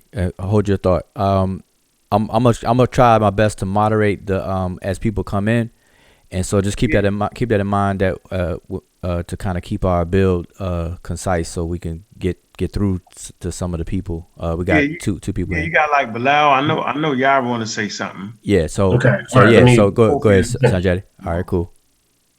Okay. So when we look at the works of Murray, I definitely recommend the book Yurugu, An African-Centered Critique of European Cultural Thought and Behavior. And what's done politically is terms are used universalistically. Okay. So again, the term scientism. Let's take what's the guy's name that coined the term Caucasian? What's the guy's name? You recall? I don't know his name. We can find out real quick. Keep it. I'll look for you. Yeah. And then either him or one of his predecessors observed skulls. Oh yeah, Linnaeus. No, Carl von Linnaeus. Okay, and then he had another guy who came sometime after that. Yeah, he messed it up. Who put together? Yeah, but that's the one though. He did an excellent job with plants and animals. When it came to humans and skulls, he messed it all up. He just jumped off the main place. So he was a scientist, right? Yeah, but his method was terrible when it came to skulls, though. Okay, right. But see, so he did a systematic study of skulls. Okay. No, he didn't. Looking at the shit. Listen to me. No, I'm just trying to tell you. Come on, go ahead. Go ahead, brother. He did a systematic study of the skulls. Okay. But he made this erroneous conclusion. Right. You know, I'm saying, well, since the skulls are white, that means that the original human beings were white people. Yeah. Okay. Saying, okay, well, this is the Adam and Eve thing. Okay. He said the skulls, it was bigger, it was more smarter. But on the white. Okay, people. Right. Which is there's no substantiation, but he did a systematic study. He's a scientist. I was trying to tell you, he did a systematic study of the plants and the animals. He did an excellent job because remember, he the one that started that taxon system. And Wuja can get into that. But when he came to the daggone skulls, he was bananas. He didn't do the same method that he did on the plants and animals. That's what I was trying to show you. He really didn't do that. Because the first thing that you would have to establish is that there was a correlation between, intelligence and nose index, for example. Right. And so he did no such thing. It was unscientific. And that's what I'm saying. You can tell. That's why when you're reading scientific literature, they have a section on there called methods. And when you read the methods section, it'll tell you if what they did is scientific or not. And you can just tell by people's methods. That's one of the first things Dr. Conyers stressed to me when I was an undergrad at the University of Houston. He's like, the first thing people are going to come to you and attack, and that you need to attack, is their method. If their methods are shitty, everything else is shitty. You can just dismiss and throw the whole thing away. And that's how you can tell if somebody's doing something, because science is a way you approach it. And if he approached it unscientifically, regardless if he's known as a scientist, it was unscientific, and it just is what it is. Right. So I'm not negating that, and this is why I think where I think Buja mentioned something about miscommunication. Okay, I'm not saying that scientism is somebody doing science. So I'm going to make that part clear. It's where you're taking some research, whether research is good or bad, whether it's science or pseudoscience, and you're turning it into something that's political. And now you're using it against people, whether the research is good or bad. That's what's meant. It doesn't mean that this guy is doing science. Okay. Whether it's good or bad, but he's taking that research and now politicizing it. And that's one of the things that they did towards us racially. Because you have these men who were scientists, again, whether they're good scientists or bad scientists, and then they're taking research, whether it's good conclusive or not good conclusively, and using it against us, they're turning it politically. And that's what I mean. And that's what's meant by scientism. Okay. Yeah, but Sanjetti, the point is, and I get it, and they taught it in Harvard and Yale. I did a whole presentation on this. But guess what overturned that? Wasn't spirituality. right? Because spirituality agreed with that. Like the Christians and all them, they was Christians doing that. So their spiritual system didn't let them know that they was out of their minds. You feel me? It was people like Charles Darwin and my man Albert Churchwood, right? And this is detailed in John Jackson's work, Man, God, Civilization. It was them that challenged them. And so the only place you can really get challenged or used is science. So science challenges science is what we're saying.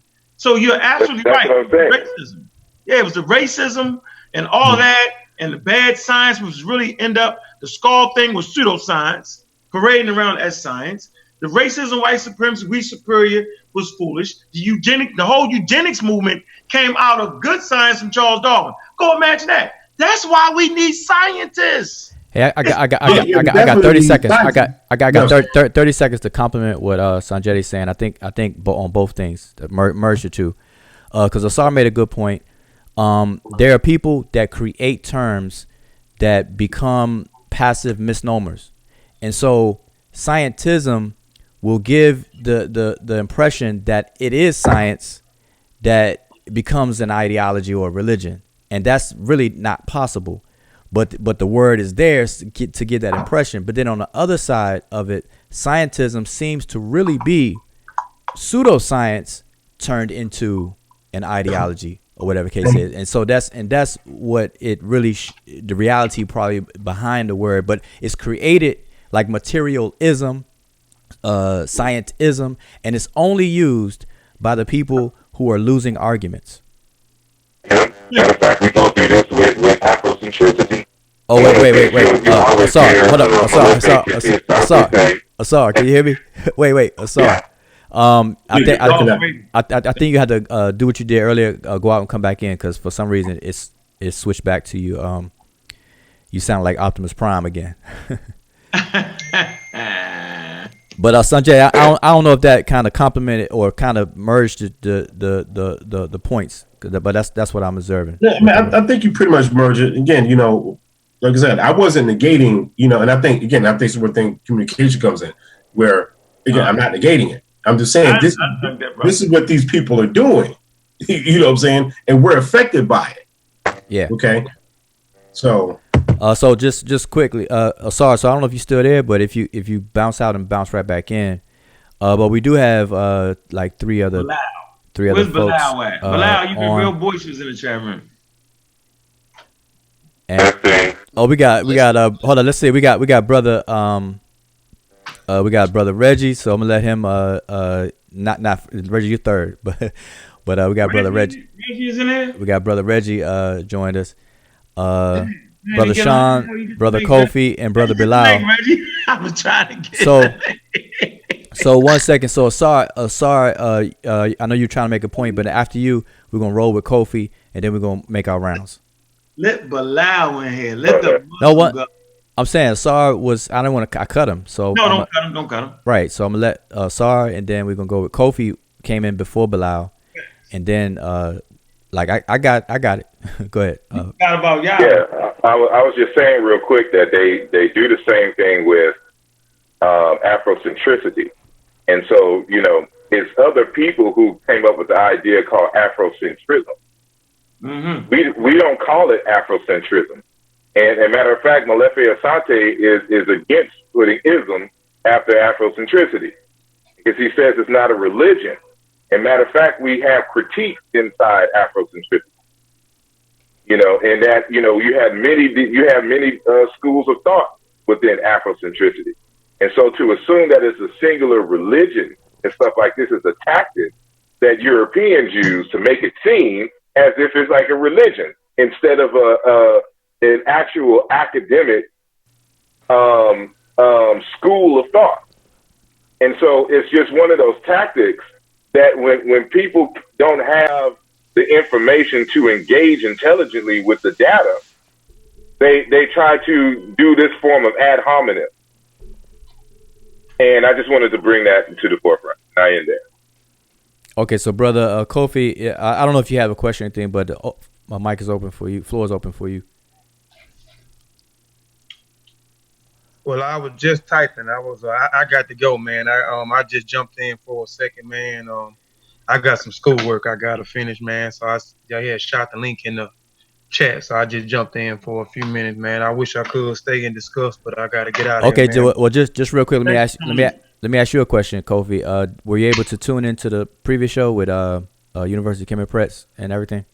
Yeah, I jumped in and out. I didn't stay the whole show. I kind of jumped in and out of the show, but what I seen was pretty good. Okay, yeah, that's all. I was gonna ask your opinion about it. Okay, all right. So I say peace. You know, and peace, Master Clan Warrior up, brother. All right, what's up, big brother? What's up to everybody on the platform? All right, all right. Man, we appreciate your work.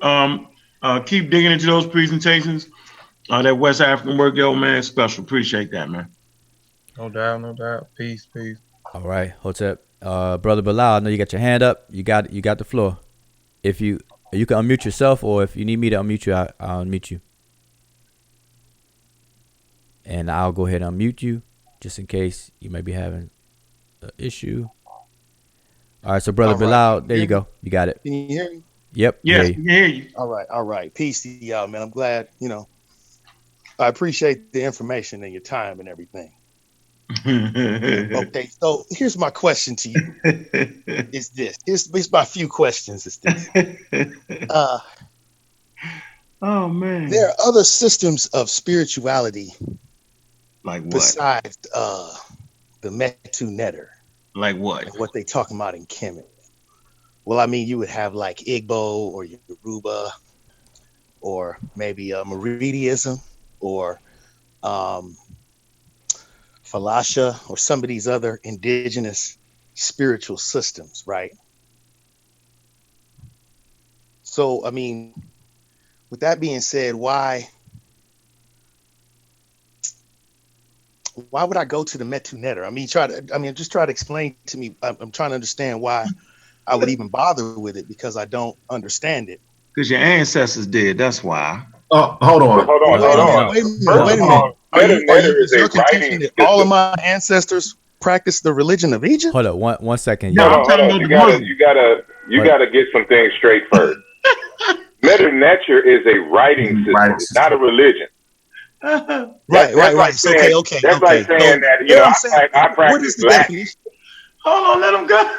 Yeah, I practice English. So you're starting off the conversation wrong, and which demonstrates to us that you probably don't really understand the culture and things of this nature, and why your questions are off from the beginning.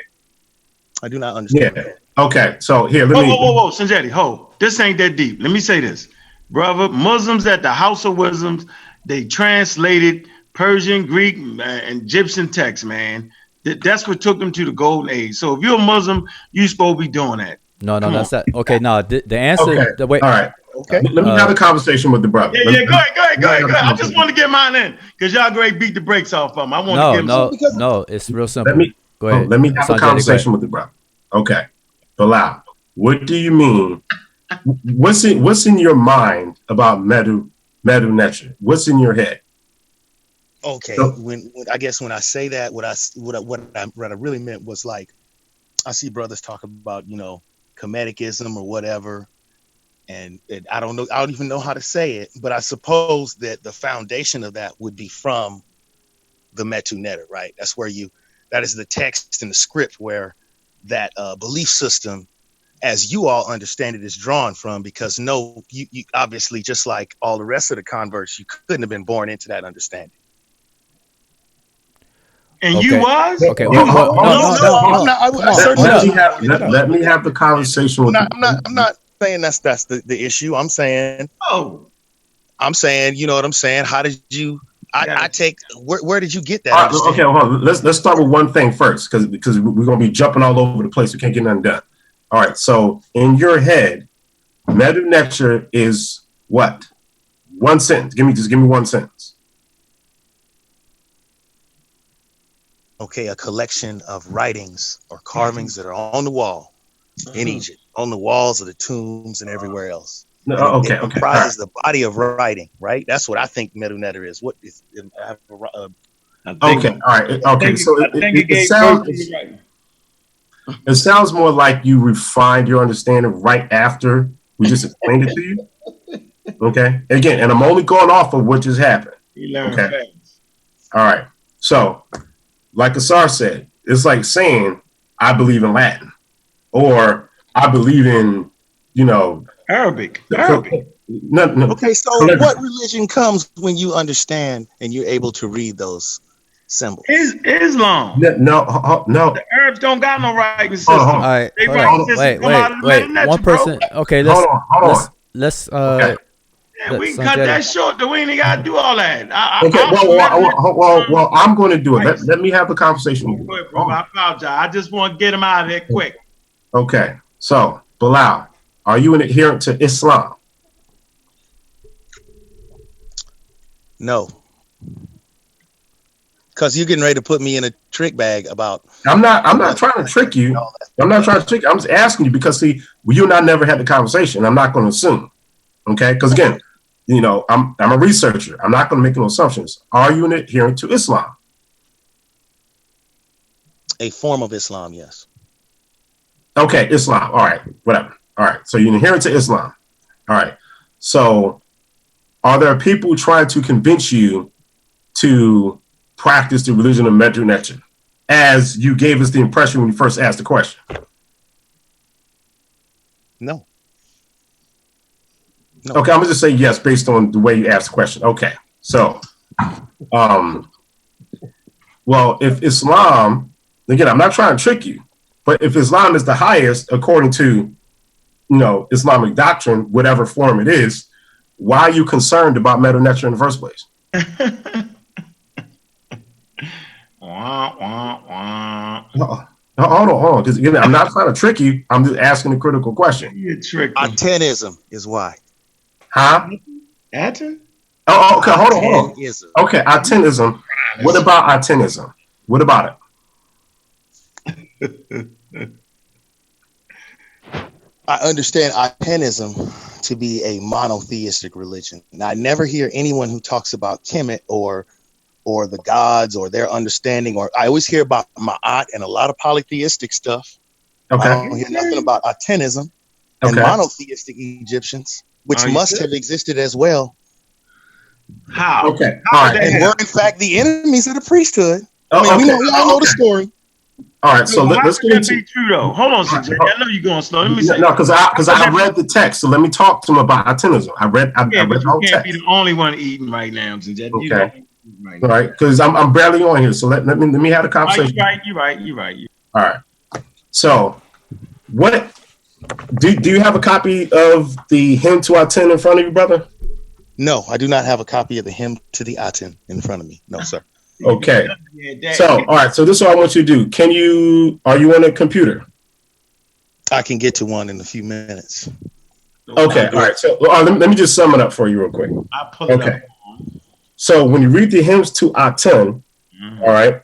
Now I think Brother Reg, I know you're over there looking it up. All right, because brother Reg reads the text as well. All right. So I want to give him recognition on that point. Monotheism is not in the hymns to Aten. Okay. All right.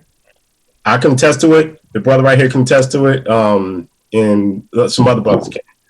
If Atenism is monotheism, because again, the only people who are making that claim, and again, this is not you, brother. I'm not saying you are, but the people making that claim are people who are Christians and Jews and Muslims. Well, Jews maybe Hebrew Israelites, maybe. I don't know. Okay. But people who are followers of the biblical narrative. Okay. If it was monotheism, then as you understand it, then why is there the deity Shu, Ra, Herukuti, okay, all up in there? All right, sir. Well, I will give you that. Actually, what we're talking about is henotheism. It's called a checkmate. Okay, hold on. I'm not trying to checkmate the brother. No, I mean, we're talking about henotheism, which actually henotheism is the original understanding. Okay, so now you're going from monotheism. So now you have to change your position to henotheism. But now I expected more out of you than this. You was a lot of mouth in that chat room. Come on, man. It's cool. Okay, so All right, so you're asking this question. Okay, you but said. I'm saying what your answer, all your answer proves is that Talking to me or within a system that includes a head deity, there are Mhm. also minor deities or saints or anything like that that are included. Yes, that is replicated throughout all religious systems. The fact that other deities exist besides those Thai deity does not disprove what I'm talking about. I mean, come Okay, on, we know that's replicated throughout. I mean, there's always a chief deity. that There's part. always a Yes, chief, and yes, you most do. of the time, the chief deity is the one who is the only one worthy of worship, Okay, all right. So according yes. to the adherents of the chief deity. Okay, so there is the phenomenon of minor deities in our culture. That's true. However, in the hymns to the Atun, since you mentioned Atunism, okay, Ra is not a minor deity. Ra Herukuti, again, is not a minor deity. These deities have whole temples. Okay, Man. But is listen, not a minor having a deity. temple is not. Listen, we're talking about the view where there is a chief deity and all other deities are smaller or lesser in some way, as in hybrids or whatever, however you want to call it. They are lesser in some way, and they are mostly by the adherents. Yes. They're not worthy of worship. Can you tag me in, please? Okay, hold on. So you made a point there. However, in this particular case, based off of the example that you gave of Atunism, okay, you don't have an example of minor and less. No, not here. They're synthesized. They're equated.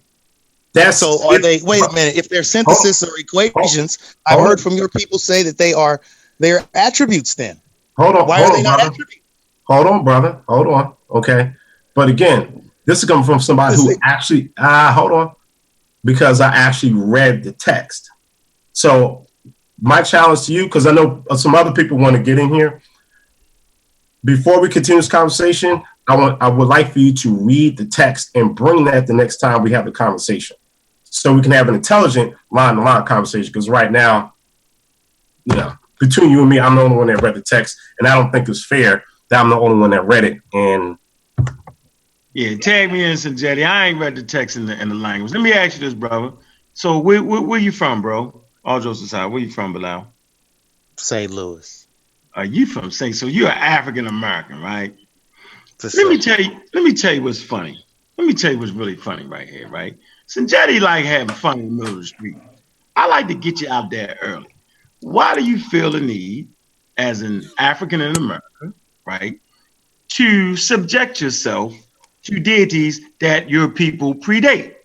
And why do you feel the need to subject yourself to a system that wholesaled, murdered, robbed, and raped African people?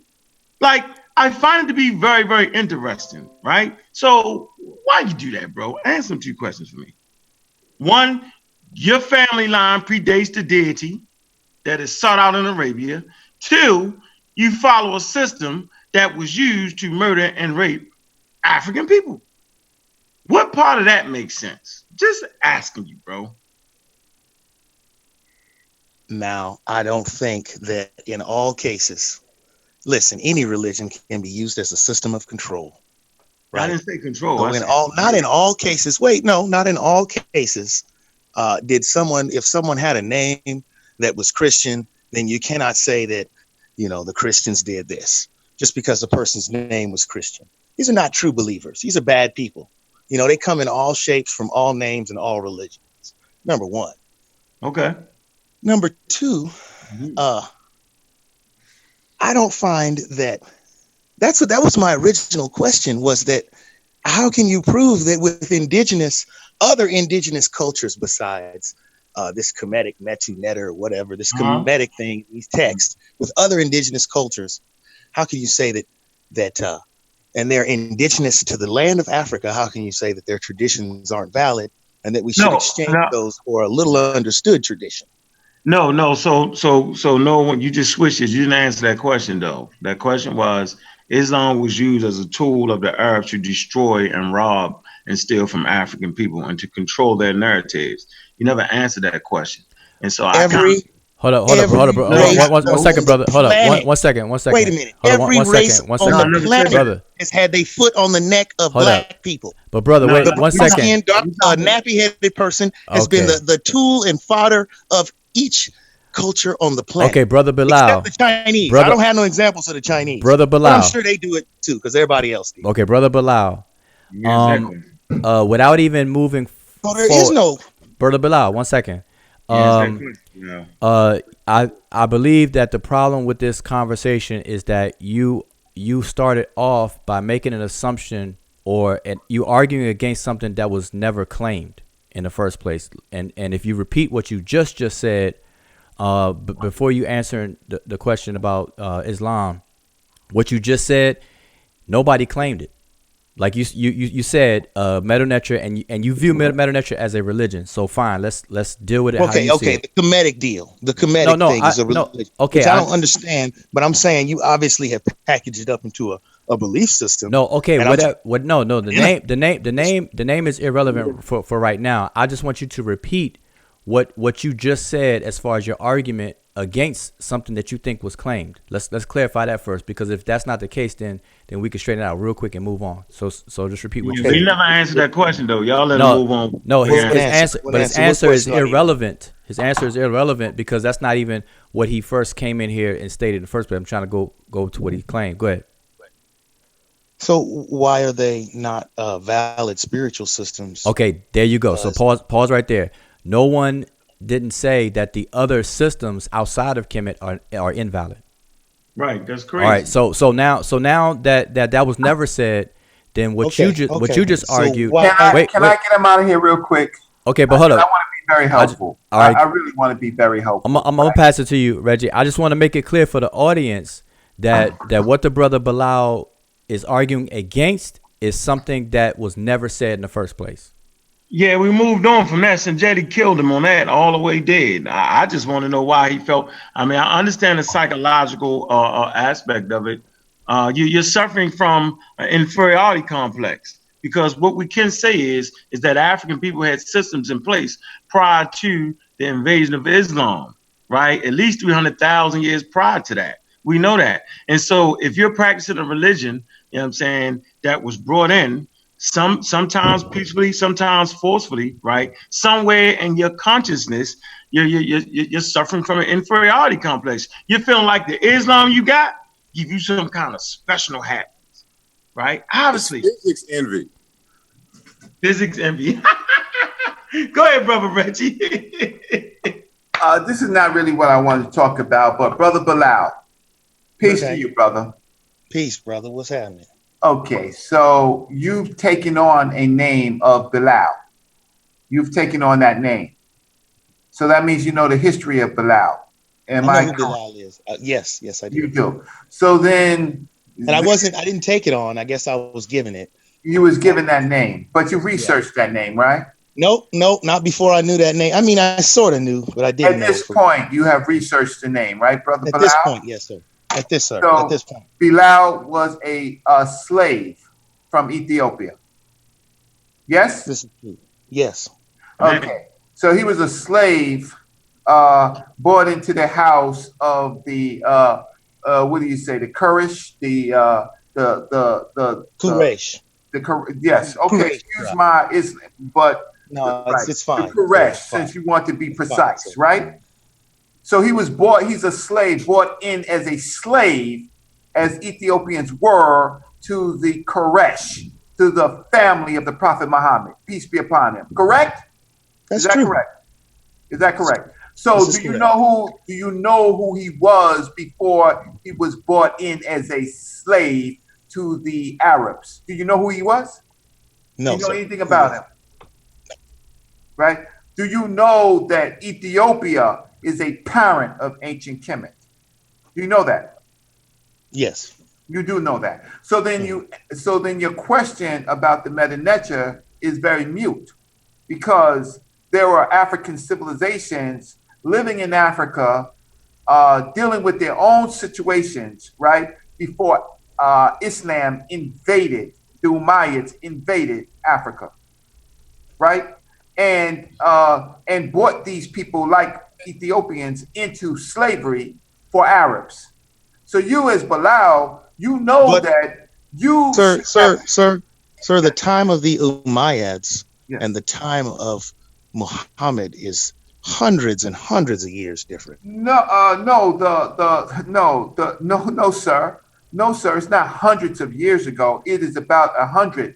The Prophet Muhammad, his after he ended his after he passed away, at that the point a few years after that, let's say 649, 650, the Arabs were invading ancient Kemet. You do know that, right? Right, but you So referenced the Umayyad dynasty. where do you get the hundreds of years from? So my whole point of it is you referenced the Umayyad dynasty, sir. There's a long time between the Umayyad dynasty and the Prophet Muhammad. How long? Let's just do it. Let's just do Google it. Tell it. me how long. It's a few hundred years, at least. Give me a date. Give me a date. I got to go to a computer to find the date. Yeah, because I think you do. The date, though. I mean, yeah. When is the Umayyad dynasty? My whole point of it. That's not the major point of it. The major point of it is that the Ethiopians, who you are call yourself a Bilal, you should know who Bilal is. And you should know that he came from another group of people with a great heritage that were the parent people of the ancient people of Kemet and other peoples, right? First of all, so let's get to it. Muya, who was the Umayyad, his death was in 680.